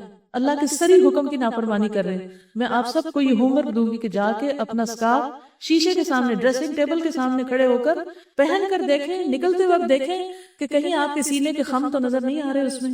اور بعض لوگ ایک طرف پلہ چھوڑ دیتے ہیں اور ایک کا اٹھا دیتے ہیں، آدھا سینہ ڈھکا ہوا ہوتا ہے اور آدھا سینہ کھلا ہوا ہوتا ہے، تو پورا ڈھانکنا ضروری ہے، یعنی آدھا کھولنے کی بھی اجازت نہیں ہے۔ وَلْيَضْرِبْنَ بِخُمُرِهِنَّ عَلَى جُيُوبِهِنَّ، اور اپنے سینوں پر اپنی اوڑھنیوں کے آنچل ڈالے رہیں۔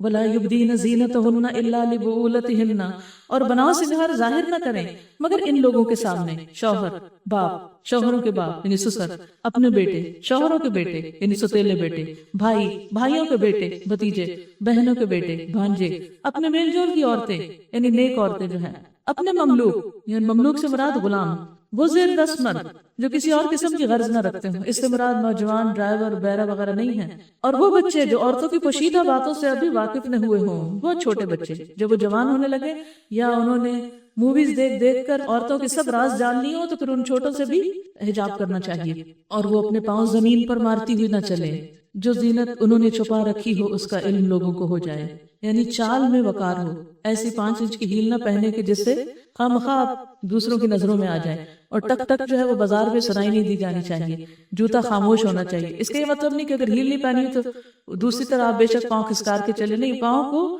اٹھا کر چلے، یعنی پاؤں کی چال سے بھی دوسروں کو متوجہ نہ کریں۔ اور اسی طرح خفیہ زینت میں خوشبو آتی ہے، یعنی ایسی خوشبو لگا کے باہر نہ جائیں کہ جو مردوں کو پہنچے اور وہ آپ کی طرف اٹریکٹ ہوں۔ وَتُوبُوا إِلَى اللَّهِ جَمِيعًا أَيُّهَا الْمُؤْمِنُونَ لَعَلَّكُمْ تُفْلِحُونَ، اور مومنوں تم سب مل کر اللہ سے توبہ کرو، یعنی ایمان ہے پھر بھی توبہ کرو، کیونکہ اس معاملے کہیں نہ کہیں کبھی بیشی، کبھی جان کے اور کبھی انجانے میں ہو ہی جاتی ہے۔ توقع ہے کہ تم فلاح پاؤ گے، کامیاب ہو جاؤ گے، تو کامیابی کے لیے صرف نماز کافی نہیں، عورت اور مرد کے لیے کامیابی کے لیے اپنے حیا کی پاسداری کرنا بھی ضروری ہے۔ اور اللہ تعالیٰ کے ان احکامات کو یہ کس صورت میں نازل ہوئے؟ سورۃ نور میں۔ سورۃ نور کے بارے میں کیا فرمایا گیا؟ سورۃ انزلناہا، یہ سورت ہم نے نازل کی ہے، ساری قرآن اللہ نے نازل کیا ہے، لیکن تاکید کے لیے یاد دہانی کرائی کہ ان باتوں کو کسی مولوی کی بات یا کسی ٹیچر کی بات نہیں سمجھنا، یہ اللہ کی باتیں ہیں۔ اور فرضناہا، ہم نے اس کو فرض کیا ہے، یعنی یہ سنت نفل نہیں، تمہاری چوائس نہیں کہ چاہو تو حجاب کرو، oh I don't feel like doing it, ایسا نہیں۔ جب دل کرتا ہے یا نہیں کرتا، اللہ کا حکم ماننا ہے، کیونکہ فرض تو فرض ہے۔ کبھی آپ یہ تو نہیں کہہ سکتے او میرا دل نہیں چاہ رہا نماز پڑھنے کو، نہیں، جیسے نماز پڑھنا فرض ہے، ایسے حجاب کرنا بھی فرض ہے۔ وَأَنكِحُوا الْأَيَامَ مِنكُمْ وَالصَّالِحِينَ مِنْ عِبَادِكُمْ وَإِمَائِكُمْ، تم میں سے جو لوگ تنہا ہوں، بے نکاح ہوں، شادی نہ ہوئی ان کی، اور تمہارے لونڈی غلاموں میں سے جو نیک ہوں ان کی شادی کر دو، نکاح کر دو۔ یعنی جو بالغ ہو جائیں، شادی کی عمر کو پہنچ جائیں، اچھا رشتہ نیک دیندار آ جائے، اس رشتے کو قبول کر لینا چاہیے، اور بہت مین میخ نہیں نکالنی چاہیے، اور شادی کر دینی چاہیے، کیونکہ شادی تاخیر سے کرنے کی وجہ سے بھی بہت سی خرابیاں آتی ہیں۔ رسول اللہ صلی اللہ علیہ وسلم نے فرمایا، جب ایسا شخص تمہارے پاس نکاح کا پیغام بھیجے، پروپوز کرے، جس کے دین اور اخلاق سے تم مطمئن ہو، تو اس سے اپنی بیٹی کا نکاح کر دو۔ اگر ایسا نہیں کرو گے تو زمین میں فتنہ اور زبردست فساد برپا ہوگا، اور ہم کن جھگڑوں کو لے کے بیٹھ جاتے، یہ ہماری برادری نہیں، یہ ہمارا خاندان نہیں، یہ ہمارا قبیلہ نہیں، اور اس کا تو قد اتنا ہے، اور اس کی تو ناک ایسی ہے، اور اس کا تو کاروبار ایسا ہے، اور اس قسم کے بہانے کر کے شادیوں کو ڈیلے کر دیا جاتا ہے، جس کے نتیجے میں پھر لڑکیاں اور لڑکے دونوں ہی خراب راستوں پہ چل پڑتے ہیں۔ ان یکونوا فقراء یغنہم اللہ من فضلہ واللہ واسع علیم، اگر وہ غریب ہوں تو اللہ اپنے فضل سے ان کو غنی کر دے گا، اللہ بڑی وسعت والا اور علیم ہے۔ اور جو نکاح کا موقع نہ پائیں، انہیں چاہیے کہ عفت مابی اختیار کرے، یہاں تک کہ اللہ اپنے فضل سے ان کو غنی کر دے۔ یعنی اگر کوئی بھی طریقہ نہیں ہے شادی کرنے کا تو جواز نہیں مل جاتا کہ انسان حرام کام شروع کر دے، غلط رستوں پہ نکلنے کا جواز نہیں ہے، بلکہ کیا کرے انسان؟ پاکیزگی اختیار کرے، روزے رکھے، اپنی نگاہوں کو جھکا کے رکھے، اپنے آپ کو ایسے کاموں میں مصروف رکھے کہ شادی کا خیال کم سے کم جائے، ہر وقت شادیاں نہ اٹینڈ کرتا رہے کہ دیکھ دیکھ کے حسرت ہوتی رہے، کیونکہ ہم نے شادی کلچر ایسا عام کر دیا ہے کہ ایک ایک شادی کئی کئی دنوں پر محیط ہے، اس میں جن کی شادی ان کی تو خیر ہے، لیکن جو آس پاس دوسرے ایسے نوجوان لڑکے لڑکیاں جن کی شادی نہیں ہو رہی اور وہ شادی کی عمر کو بھی گزر رہے ہیں، ان کے دلوں کا کیا حال ہوگا؟ ہم ان کے لیے کیسی حسرتوں کے سامان پیدا کر رہے ہیں۔ والذین یبتغون الکتاب مما ملکت ایمانکم فکاتبوہم، اور تمہارے مملوکوں میں سے جو مکاتبت کی درخواست کریں ان سے مکاتبت کر لو، اگر تمہیں معلوم ہو کہ ان کے اندر بھلائی ہے، اور ان کو اس مال میں سے دو جو اللہ نے تمہیں دیا ہے تاکہ وہ اپنی آزادی خرید سکے، تم انہیں اپنے مال میں سے دو، ان کی مدد کرو، خواہ وہ تمہارے ہی غلام ہے پھر بھی، اور اپنی لونڈیوں کو اپنی دنیاوی فائدوں کی خاطر کوہبہ گری یعنی پروسٹیٹیوشن پر مجبور نہ کرو، جبکہ وہ خود پاک دامن رہنا چاہتی ہوں، کیونکہ یہ بھی حرام ہے، ممنوع ہے۔ اور جو کوئی ان کو مجبور کرے تو اس جبر کے بعد اللہ ان کے لیے غفور الرحیم ہے، اور جو یہ بزنس چلائے گا اس کی سخت پکڑ ہے اللہ کے ہاں۔ وَلَقَدْ أَنزَلْنَا إِلَيْكُمْ آيَاتٍ مُبَيِّنَاتٍ، ہم نے صاف صاف ہدایت دینے والی آیات تمہارے پاس بھیج دی ہیں، اور ان قوموں کی عبرتناک مثالیں بھی ہم تمہارے سامنے پیش کر چکے ہیں جو تم سے پہلے ہو گزری ہیں، اور وہ نصیحتیں ہم نے کر دی ہیں جو ڈرنے والوں کے لیے ہوتی ہیں، یعنی جنہوں نے تقوی اختیار کرنا ہے وہ اس سے کافی نصیحت لے لیں گے۔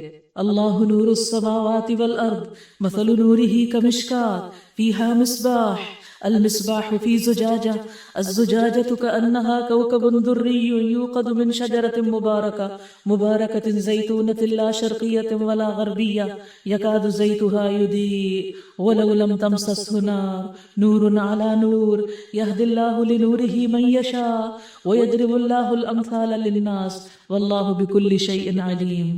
اللہ آسمان و زمین کا نور ہے، اللہ آسمان و زمین کا نور ہے، کائنات میں اس کے نور کی مثال ایسی ہے جیسے تاک میں چراغ رکھا ہوا ہو، چراغ ایک فانوس میں ہو، فانوس کا حال یہ ہو کہ جیسے موتی کی طرح چمکتا ہوا تارا، اور وہ چراغ زیتون کے ایک ایسے مبارک درخت کے تیل سے روشن کیا جاتا ہو جو نہ مشرقی ہو نہ مغربی، جس کا تیل آپ ہی آپ بھڑکتا ہو، خواہ اس کو آگ نہ بھی لگے، روشنی پر روشنی بڑھنے کے تمام اسباب جمع ہو گئے ہوں۔ اللہ اپنے نور کی طرف جس کو چاہتا ہے رہنمائی دیتا ہے، اور وہ لوگوں کو مثالوں سے بات سمجھاتا ہے، اور وہ ہر چیز سے خوب واقف ہے۔ یہاں اللہ سبحانہ وتعالیٰ کے نور کی بات بھی کی گئی جس کی حقیقت اللہ تعالیٰ جانتے ہیں۔ پھر اللہ تعالیٰ کا وہ نور جو وہ بندوں کو عطا کرتا ہے ایمان کی شکل میں، اس کی مثال ایسی ہے جیسے تاک میں چراغ جل رہا ہو اور پھر اس کا آس پاس منور ہو رہا ہو، تو ایمان کا نور جب آ جاتا ہے دل کے اندر، سینے میں اترتا ہے تو سینہ روشن ہو جاتا ہے۔ پھر اس کو اگر زیتون کے تیل سے چراغ کو جلانے کے لیے، روشنی بڑھانے کے لیے اس کو سپلائی پیچھے سے آتی رہے تو وہ روشنی اور بڑھتی چلی جاتی، وہ کبھی ختم نہیں ہوتی۔ اسی طرح بندہ مومن جو ہے وہ بھی اپنے ایمان کو ختم نہیں ہونے دیتا، اس کے لیے علم نافع کی سپلائی جو ہے وہ جاری رکھتا ہے، اور پھر اللہ سبحانہ وتعالیٰ جسے چاہے ہدایت دیتا ہے، اور مومن کا سینہ روشن ہوتا ہے جبکہ کافر کا سینہ اندھیرے میں ہوتا ہے، عالم کا سینہ روشن ہوتا ہے اور اس کے مقابلے میں جاہل کا سینہ اندھیرے میں ہوتا ہے۔ تو جو شخص اللہ سبحانہ وتعالیٰ کو اپنا رب مانتا ہے، اس کائنات کو دیکھ رہا ہے اور اس کی نشانیوں کو دیکھ رہا ہے، اس چاہیے کہ اللہ پر ایمان لے آئے اور ایمان لانے کے بعد اللہ تعالیٰ کے دین کو سیکھے تاکہ اس کی روشنی اس کے دل میں جائے، اس کے عمل میں آئے، اور عمل میں آنے کے بعد اس کے اچھے اخلاق سے اس کا آس پاس سارا منور ہو جائے۔ یہ اسی صورت میں ہو سکتا ہے جب انسان اس کے لیے ایک مسلسل کوشش کرتا ہے۔ واللہ بکل شیء علیم فی بیوت اذن اللہ ان ترفع ویذکر فیہا اسمہ یسبح لہ فیہا بالغدو والآصال رجال لا تلہیہم تجارۃ ولا بیع عن ذکر اللہ واقام الصلاۃ وایتاء الزکاۃ یخافون یوما تتقلب فیہ القلوب والابصار۔ اس نور کی طرف ہدایت پانے والے ان گھروں میں پائے جاتے ہیں جنہیں بلند کرنے کا اور ان میں اپنے نام کی یاد کا اللہ نے اذن دیا ہے۔ ان میں ایسے لوگ صبح و شام اس کی تسبیح کرتے ہیں جنہیں تجارت اور خرید و فروخت اللہ کی یاد اور اقامت صلاۃ اور ادائے زکوٰۃ سے غافل نہیں کر دیتی۔ وہ اس دن سے ڈرتے رہتے ہیں جس میں دل الٹنے اور دیدے پتھرا جانے کی نوبت آ جائے گی، اور وہ یہ سب کچھ اس لیے کرتے ہیں تاکہ اللہ ان کے بہترین اعمال کی جزا ان کو دے اور مزید اپنے فضل سے نوازے۔ اللہ جسے چاہتا ہے بے حساب دیتا ہے۔ یہاں مومنوں کی کچھ صفات بیان کی گئی ہیں، اور ان میں خاص طور پر ایسے مومن کہ جن کو دنیا کے بزنس نماز سے نہیں غافل کرتے اور زکوٰۃ بھی وہ ضرور دیتے ہیں۔ نبی صلی اللہ علیہ وسلم نے فرمایا، جو مسلمان مرد نماز اور ذکر کے لیے مسجدوں میں پابندی سے حاضر ہوتا ہے، اللہ تعالیٰ اس سے ایسا خوش ہوتے ہیں جس طرح مسافر کے گھر آنے والے اس کے گھر آنے پہ خوش ہوتے ہیں۔ یعنی اگر گھر سے کوئی گیا ہوا ہو، امی ابو مثلاً ایک مہینے کے لیے کہیں چلے جائیں، تو جس دن واپسی ہوتی ہے اس دن کتنی خوشی کا دن ہوتا ہے۔ تو اسی طرح اللہ سبحانہ وتعالیٰ بھی اپنے گھر میں یعنی مسجد میں آنے والے پر ایسے ہی خوش ہوتے ہیں۔ حضرت اسود کہتے ہیں کہ انہوں نے حضرت عائشہ سے پوچھا کہ رسول اللہ صلی اللہ علیہ وسلم گھر میں کیا کیا کرتے تھے؟ انہوں نے کہا کہ آپ اپنے گھر کے کام کاج گھر والوں کی خدمت میں ہوتے تھے، جب نماز کا وقت آتا سب کام کاج چھوڑ کر نماز کے لیے چل پڑتے، ہم سے بالکل اجنبی ہو جاتے۔ تو اسی طرح ہمارا بھی کیا ہونا چاہیے کہ نماز کا وقت داخل ہوتے نماز کی فکر کرنی چاہیے، اور یہ سب کچھ وہ اس لیے کرتے ہیں تاکہ اللہ ان کے بہترین اعمال کی جزا ان کو دے اور مزید اپنے فضل سے نوازے۔ اللہ جسے چاہتا ہے بے حساب دیتا ہے۔ اس کے برعکس جنہوں نے کفر کیا ان کے اعمال کی مثال ایسی ہے جیسے دشت بے آب میں سراب کہ پیاسا اس کو پانی سمجھے ہوئے تھا، یعنی سخت چمکتی دھوپ میں جو ریت ہوتی ہے وہ پانی لگتی، مگر جب وہاں پہنچا تو کچھ نہ پایا، بلکہ وہاں اس نے اللہ کو موجود پایا جس نے اس کا پورا حساب چکا دیا۔ یعنی دنیا کی مثال ایسی ہے جیسے سراب، لیکن جب انسان اللہ کے پاس پہنچے گا تو پھر کچھ بھی نہیں ملے گا اس کو، کیونکہ دنیا میں جو اس نے اچھے کام بھی کیے تھے آخرت کو بھول کر وہ نمائشی نیکیاں تھیں۔ یا پھر اس کی مثال ایسی ہے جیسے گہرے سمندر میں اندھیرا کہ اوپر ایک موج چھائی ہوئی ہے، اس پر ایک اور موج اور اس کے اوپر بادل، تاریکی پہ تاریکی مسلط ہے، آدمی اپنا ہاتھ نکالے تو اسے بھی نہ دیکھنے پائے، جسے اللہ نور نہ بخشے اس کے لیے پھر کوئی نور نہیں۔ یعنی جو لوگ معاشرے کے اندھیروں میں پھر جہالت، نہ گھر میں دین کا علم، نہ اسکول میں دین کا علم، نہ کہیں آبا و اجداد سے کچھ ملا، نہ ہی خود کچھ شوق، تو ایسا شخص ایسے جیسے سخت اندھیرے میں ڈوبا ہوا ہو، تو پھر ایسے شخص کو اللہ تعالیٰ روشنی نہیں دیتا۔ جیسے سمندر کی تہہ تک سورج کی روشنی نہیں پہنچتی، ایسے ہی اس طرح کے لوگوں تک قرآن کا نور اور ہدایت نہیں پہنچتی، کیونکہ وہ طلب نہیں رکھتے۔ کیا تم دیکھتے نہیں ہو کہ اللہ کی تسبیح کر رہے ہیں وہ سب جو آسمانوں اور زمین میں ہیں، اور وہ پرندے جو پر پھیلائے اڑ رہے ہیں۔ اللہ اکبر! کبھی دیکھا کسی پرندے کو اور سوچا کہ یہ تسبیح کر رہا ہے اور مجھے بھی کر لینی چاہیے؟ ہم سمجھتے ہاں آ رہے ہیں جا رہے ہیں، چیل بول رہی ہے، کوا بھی بول رہا ہے۔ ہر ایک اپنی نماز اور تسبیح کا طریقہ جانتا ہے، ہمیں بھی جاننا چاہیے۔ اور یہ سب کچھ جو کرتے ہیں اللہ اس سے باخبر رہتا ہے۔ آسمانوں اور زمین کی بادشاہی اللہ ہی کے لیے ہے اور اسی کی طرف سب کو پلٹنا ہے۔ کیا تم دیکھتے نہیں ہو کہ اللہ بادل کو آہستہ آہستہ چلاتا ہے، پھر اس کے ٹکڑوں کو باہم جوڑتا ہے۔ اس منظر پہ غور کیجیے گا، باہر نکلیں گے تو کریں گے نا، پھر اسے سمیٹ کر ایک کثیف ابر بنا دیتا ہے، پھر تم دیکھتے ہو کہ اس کے خول میں سے بارش کے قطرے ٹپکتے چلے آتے ہیں۔ کس طرح اللہ بادلوں میں ملاپ ڈالتا ہے، ٹیم ورک ہوتا ہے، پھر بارش نکلتی ہے۔ اکیلا بادل بارش نہیں برسا سکتا، اور وہ آسمان سے ان پہاڑوں کی بدولت جو اس میں بلند ہیں اولے برساتا ہے، پھر جسے چاہتا ہے ان کا نقصان پہنچاتا ہے اور جسے چاہتا ہے ان سے بچا لیتا ہے۔ اس کی بجلی کی چمک نگاہوں کو خیرہ کیے دیتی ہے۔ رات اور دن کا الٹ پھیر وہی کر رہا ہے۔ اس میں ایک سبق ہے آنکھوں والوں کے لیے، اور اللہ نے ہر جاندار ایک طرح کے پانی سے پیدا کیا۔ واللہ خلق کل دابۃ من ماء، ایک پانی لیکن کتنی مختلف ورائٹی۔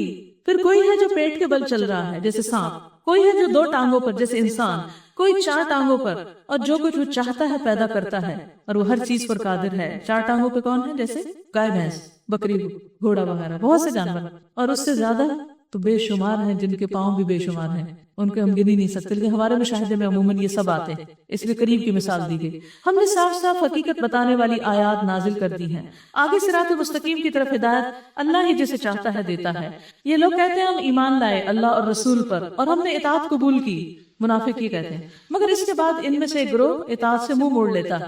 ایسے لوگ ہرگز مومن نہیں ہیں جب ان کو بلایا جاتا ہے اللہ اور اس کے رسول کی طرف تاکہ رسول ان کے آپس کے مقدمے کا فیصلہ کرے تو ان میں سے ایک فریق کترا جاتا ہے، البتہ حق اگر ان کی موافقت میں ہو تو رسول کے پاس بڑے اطاعت کیش بن کے آ جاتے ہیں، یعنی مطلب وہ تو پھر ہی آتے ہیں۔ کیا ان کے دلوں کو منافقت کا روگ لگا ہوا ہے یا یہ شک میں پڑے ہوئے ہیں یا ان کو یہ خوف ہے کہ اللہ اور اس کا رسول ان پر ظلم کرے گا؟ اصل بات یہ ہے کہ ظالم تو یہ لوگ خود ہیں۔ ایمان لانے والوں کا کام تو یہ ہے کہ جب اللہ اور رسول کی طرف بلائے جائیں تاکہ رسول ان کے مقدمات کا فیصلہ کرے تو وہ کیا کہیں؟ وہ کہیں ہم نے سنا اور اطاعت کی۔ ایسے ہی لوگ فلاح پانے والے ہیں اور کامیاب وہی ہیں جو اللہ اور اس کے رسول کی فرما برداری کریں اور اللہ سے ڈریں اور اس کی نافرمانی سے بچیں۔ یہ منافق اللہ کے نام کی پکی قسمیں کھا کے کہتے ہیں کہ آپ حکم تو دیں ہم گھروں سے نکل کھڑے ہوں۔ ان سے کہیے قسمیں نہ کھاؤ، تمہاری اطاعت کا حال معلوم ہے، تمہارے کرتوتوں سے اللہ بے خبر نہیں ہے۔ کہو اللہ کے مطیع بنو اور رسول کے تابع فرمان بنو، لیکن اگر تم منہ پھیرتے ہو تو خوب سمجھ لو کہ رسول پر جس فرض کا بار رکھا گیا ہے اس کا ذمہ دار وہ ہے، اور تم پر جس فرض کا بار ڈالا گیا اس کے ذمہ دار تم ہو۔ تم اس کی اطاعت کرو گے تو خود ہی ہدایت پاؤ گے، ورنہ رسول کی ذمہ داری اس سے زیادہ کچھ نہیں کہ صاف صاف حکم پہنچا دے۔ اللہ نے وعدہ کیا ہے تم میں سے ان لوگوں کے ساتھ جو ایمان لائیں اور نیک عمل کریں کہ وہ ان کو اسی طرح زمین میں خلیفہ بنائے گا جس طرح ان سے پہلے گزرے ہوئے لوگوں کو بنا چکا ہے۔ ان کے لیے ان کے اس دین کو مضبوط بنیادوں پر قائم کر دے گا جسے اللہ تعالیٰ نے ان کے حق میں پسند کیا ہے، اور ان کی موجودہ حالت خوف کو امن سے بدل دے گا۔ بس وہ میری بندگی کریں گے، میرے ساتھ کسی کو شریک نہ کریں گے۔ تو یاد رکھیے اللہ سبحانہ و تعالیٰ کا یہ وعدہ ہے کہ جو مسلمان اللہ تعالیٰ کی پوری فرما برداری کریں گے، اطاعت کریں گے، اللہ ان کے خوف کو امن میں بدل دے گا، یعنی دنیا میں بھی ان کو امن عطا کرے گا، ان کے علاقوں میں اللہ کی رحمت برسے گی۔ بس شرط یہ ہے کہ وہ اللہ سے کیے ہوئے عہد کو پورا کریں، بس وہ میری بندگی کریں، میرے ساتھ کسی کو شریک نہ ٹھہرائیں، اور جو اس کے بعد کفر کرے تو ایسے ہی لوگ فاسق ہیں۔ نماز قائم کرو اور زکوٰۃ ادا کرو اور رسول کی اطاعت کرو، امید ہے کہ تم پر رحم کیا جائے گا۔ جو لوگ کفر کر رہے ہیں ان کے متعلق اس غلط فہمی میں نہ رہو کہ وہ زمین میں اللہ کو عاجز کر دیں گے، ان کا ٹھکانہ دوزخ ہے اور وہ بڑا ہی برا ٹھکانہ ہے۔ اے لوگوں جو ایمان لائے ہو، لازم ہے کہ تمہارے مملوک اور تمہارے وہ بچے جو ابھی عقل کی حد کو نہیں پہنچے 3 اوقات میں اجازت لے کر تمہارے پاس آیا کریں، یعنی ایسے ہی بغیر نوک کیے یا اجازت دیے بیڈ روم کا دروازہ نہیں کھولے، صبح کی نماز سے پہلے اور دوپہر کو جب کہ تم کپڑے اتار کر رکھ دیتے ہو کیونکہ وہاں ایئر کنڈیشنرز نہیں تھے اور اب بھی سب کے پاس نہیں، اور عشاء کی نماز کے بعد۔ یہ 3 وقت تمہارے لیے پردے کے وقت ہیں، ان کے بعد وہ بلا اجازت آئیں تو نہ تم پر کوئی گناہ ہے نہ ان پر، یعنی باہر کے پردے کے احکام اور ہیں اور گھر کے اندر بھی کچھ پردے ہیں۔ تمہیں ایک دوسرے کے پاس بار بار آنا ہی ہوتا ہے، یعنی بہت کام ہوتے ہیں گھر کے، اس لیے یہ نہیں ہو سکتا کہ سب صرف اپنے کمروں میں ہی بند ہو کے بیٹھ جائیں، لیکن جب ماں باپ کے کمرے میں جاؤ تو اجازت لے کر۔ اس طرح اللہ تمہارے لیے اپنے ارشادات کی توضیح کرتا ہے اور وہ علیم اور حکیم ہے۔ اور جب تمہارے بچے عقل کی حد کو پہنچ جائیں تو چاہیے کہ اسی طرح اجازت لے کر گھر آیا کریں، یعنی گھر یہاں لفظ لکھا ہوا نہیں ہے ٹیکسٹ کے اندر، مراد اس سے یہی ہے کیونکہ گھر کے اندر بیٹھے ہوئے تو اجازت کی ضرورت نہیں سوائے ان کمروں کے، تو گھر کے اندر آتے ہوئے اجازت دیا کریں جس طرح ان کے بڑے اجازت لیتے رہیں، یعنی اپنے ہی گھر میں جانے کے لیے بھی مردوں کو اجازت لینی چاہیے تاکہ بہو بیٹی وغیرہ جہاں اپنا سطر حجاب ٹھیک کر لیں۔ اس طرح اللہ اپنی آیات تمہارے سامنے کھولتا ہے اور وہ علیم و حکیم ہے۔ اور جو عورتیں جوانی سے گزری بیٹھی ہوں، نکاح کی امیدوار نہ ہوں، اگر وہ اپنی چادر اتار کر رکھ دیں یعنی گھر کے اندر، یعنی باہر ایسے وداؤٹ ڈریس نکل جائیں تو ان پر کوئی گناہ نہیں، بشرطے کہ زینت کی نمائش کرنے والی نہ ہو، تبرج کرنے والی نہ ہو۔ تبرج ہوتا ہے اپنے حسن کو نمایاں کرنا، میک اپ اور لباس وغیرہ کو، زیور کو۔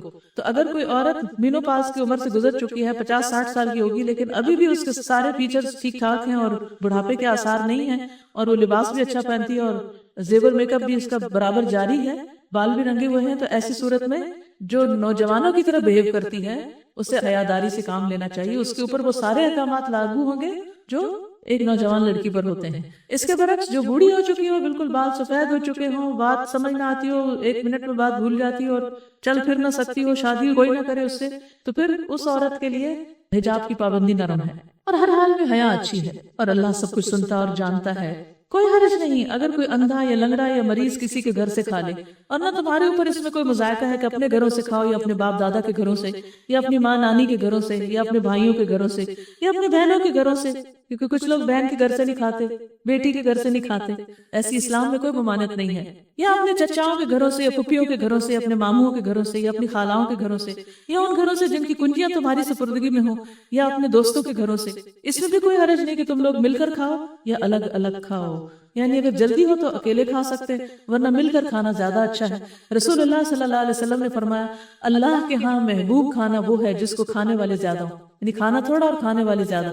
تو جو بچے ہاسٹل میں رہتی ہیں وہ کھانے والے ماشاءاللہ بہت ہیں، 300-400 لوگ ہیں، اور مل کے جب کھاتے ہیں تو بعض اوقات لوگ تنگ بھی ہوتے ہوں گے کہ پرائیویسی نہیں ہے کچھ کھانے میں، لیکن اللہ کی نظر میں آپ لوگ اچھے ہیں انشاءاللہ.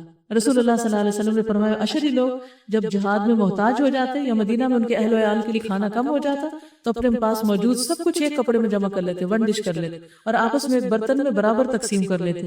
میں ان میں سے ہوں، مجھ سے ہے، یعنی مل کے کھاتے، سب اپنا اپنا لا کے شیئر کر لیتے. وہی ڈش جو گھر میں کھانی تھی لا کے اپنا دوسروں کو کھلا دیا، دوسروں کو خود چکھ لیا، کیونکہ چکھتے چکھتے پیٹ بھر جاتا ہے. فَإِذَا دَخَلْتُمْ بُيُوتًا فَسَلِّمُوا عَلَىٰ أَنفُسِكُمْ. البتہ جب گھروں میں داخل ہوا کرو تو اپنے لوگوں کو سلام کیا کرو. دعائے خیر اللہ کی طرف سے مقرر فرمائی ہوئی، بڑی بابرکت اور پاکیزہ. اس طرح اللہ تمہارے سامنے آیات بیان کرتا ہے، توقع ہے کہ تم سمجھ بوجھ سے کام لوگے. یعنی گھر میں جاتے ہوئے سلام کی تاکید کی گئی ہے، اس سے گھروں میں برکت اور رحمت آتی ہے. مومن تو دراصل وہی ہیں جو اللہ اور اس کے رسول کو دل سے مانے، اور جب کسی اکٹھے اجتماعی کام کے موقع پر رسول کے ساتھ ہو تو اس سے اجازت لیے بغیر نہ جائیں. یعنی اپنی مرضی سے ہی جو کام اکٹھے ہو رہا ہے اپنی ڈیوٹی چھوڑ کے نہیں جائیں. جو لوگ تم سے اجازت مانگتے ہیں وہی اللہ اور رسول کے ماننے والے ہیں. بس جب وہ اپنے کسی کام سے اجازت مانگے تو جسے تم چاہو اجازت دے دو. اور ایسے لوگوں کے حق میں اللہ سے دعائیں مغفرت کیا کرو، کیونکہ چھٹی کر کے بھی بات سر پہ ہی رہتی ہے. کیونکہ پھر کہا کہ اجازت دے کر بھی ان کے لیے معافی مانگو، استغفار کرو. یعنی اپنا کام چھوڑنا کوئی اچھی بات نہیں ہے. ذمہ داری کو چھوڑنا، ذمہ داری ایک امانت ہے اور اس پر پکڑ ہے. اللہ یقیناً غفور الرحیم ہے. مسلمانوں اپنے درمیان رسول کے بلانے کو آپس میں ایک دوسرے کا سا بلانا نہ سمجھ بیٹھو. اللہ ان لوگوں کو خوب جانتا ہے جو تم میں سے ایک دوسرے کی آڑ لیتے ہوئے چپکے سے سٹک جاتے ہیں، جیسے منافق کرتے تھے، ایک دوسرے کے پیچھے سے چھپ کے نکل جاتے ہیں. رسول کے حکم کی خلاف ورزی کرنے والوں کو ڈرنا چاہیے کہ وہ کسی فتنے میں گرفتار نہ ہو جائیں. سنت کی پیروی نہ کرنا انسان کو دنیا میں فتنے میں ڈال سکتا ہے اور ان پر دردناک عذاب آ جائے. خبردار رہو، آسمان و زمین میں جو کچھ ہے اللہ کا ہے. تم جس روش پر بھی ہو اللہ اس کو خوب جانتا ہے. جس روز لوگ اس کی طرف پلٹیں گے وہ انہیں بتا دے گا کہ وہ کیا کچھ کر کے آئے ہیں. وہ ہر چیز کا علم رکھتا ہے. سورۃ الفرقان. بسم اللہ الرحمن الرحیم.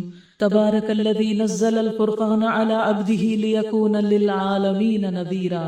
بہت بابرکت ہے وہ جس نے یہ فرقان اپنے بندے پر نازل کیا تاکہ سارے جہان والوں کے لیے نذیر ہو.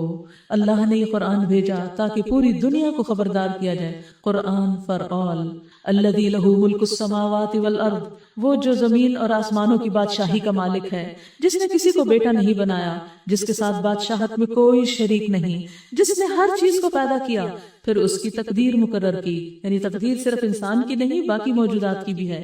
لوگوں نے اسے چھوڑ کر ایسے معبود بنا لیے جو کسی چیز کو پیدا نہیں کرتے بلکہ خود پیدا کیے جاتے ہیں، جو خود اپنے لیے بھی کسی نفع یا نقصان کا اختیار نہیں رکھتے، جو نہ مار سکتے ہیں، نہ جلا سکتے ہیں، نہ مرے ہوئے کو پھر اٹھا سکتے ہیں. اللہ کے سوا کوئی اور کیسے الہ ہو سکتا ہے؟ جن لوگوں نے نبی کی بات ماننے سے انکار کر دیا وہ کہتے ہیں یہ فرقان ایک من گھڑت چیز ہے جسے اس شخص نے آپ ہی گھڑ لیا ہے، اور کچھ دوسرے لوگوں نے اس کام میں اس کی مدد کی ہے. بڑا ظلم اور سخت جھوٹ ہے جس پر یہ لوگ اتر آئے ہیں. کہتے ہیں یہ پرانے لوگوں کی لکھی ہوئی چیزیں ہیں جنہیں یہ شخص نقل کراتا ہے، وہ اسے صبح و شام سنائی جاتی ہیں.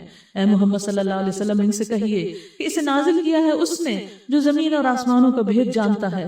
حقیقت یہ ہے کہ وہ بڑا غفور الرحیم ہے، یعنی اللہ رب العزت. وقالوا ما لهذا الرسول يأكل الطعام ويمشي في الأسواق. کہتے ہیں یہ رسول کیسے جو کھانا کھاتا اور بازاروں میں چلتا پھرتا ہے؟ کوئی سپر ہیومن ہونا چاہیے تھا.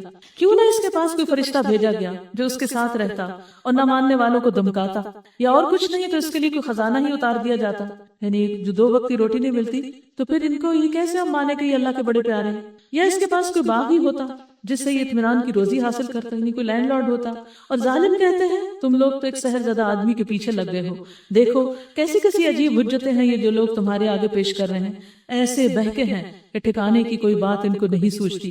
یعنی کبھی ایک بات کرتے کبھی کوئی ایک کرو، یعنی تمہاری کوئی ایک بات ہی نہیں ہے، یعنی تم خود بکھرے ہوئے ذہن کے مالک ہو. تبارک الذی ان شاء جعل لک خیرا من ذلک.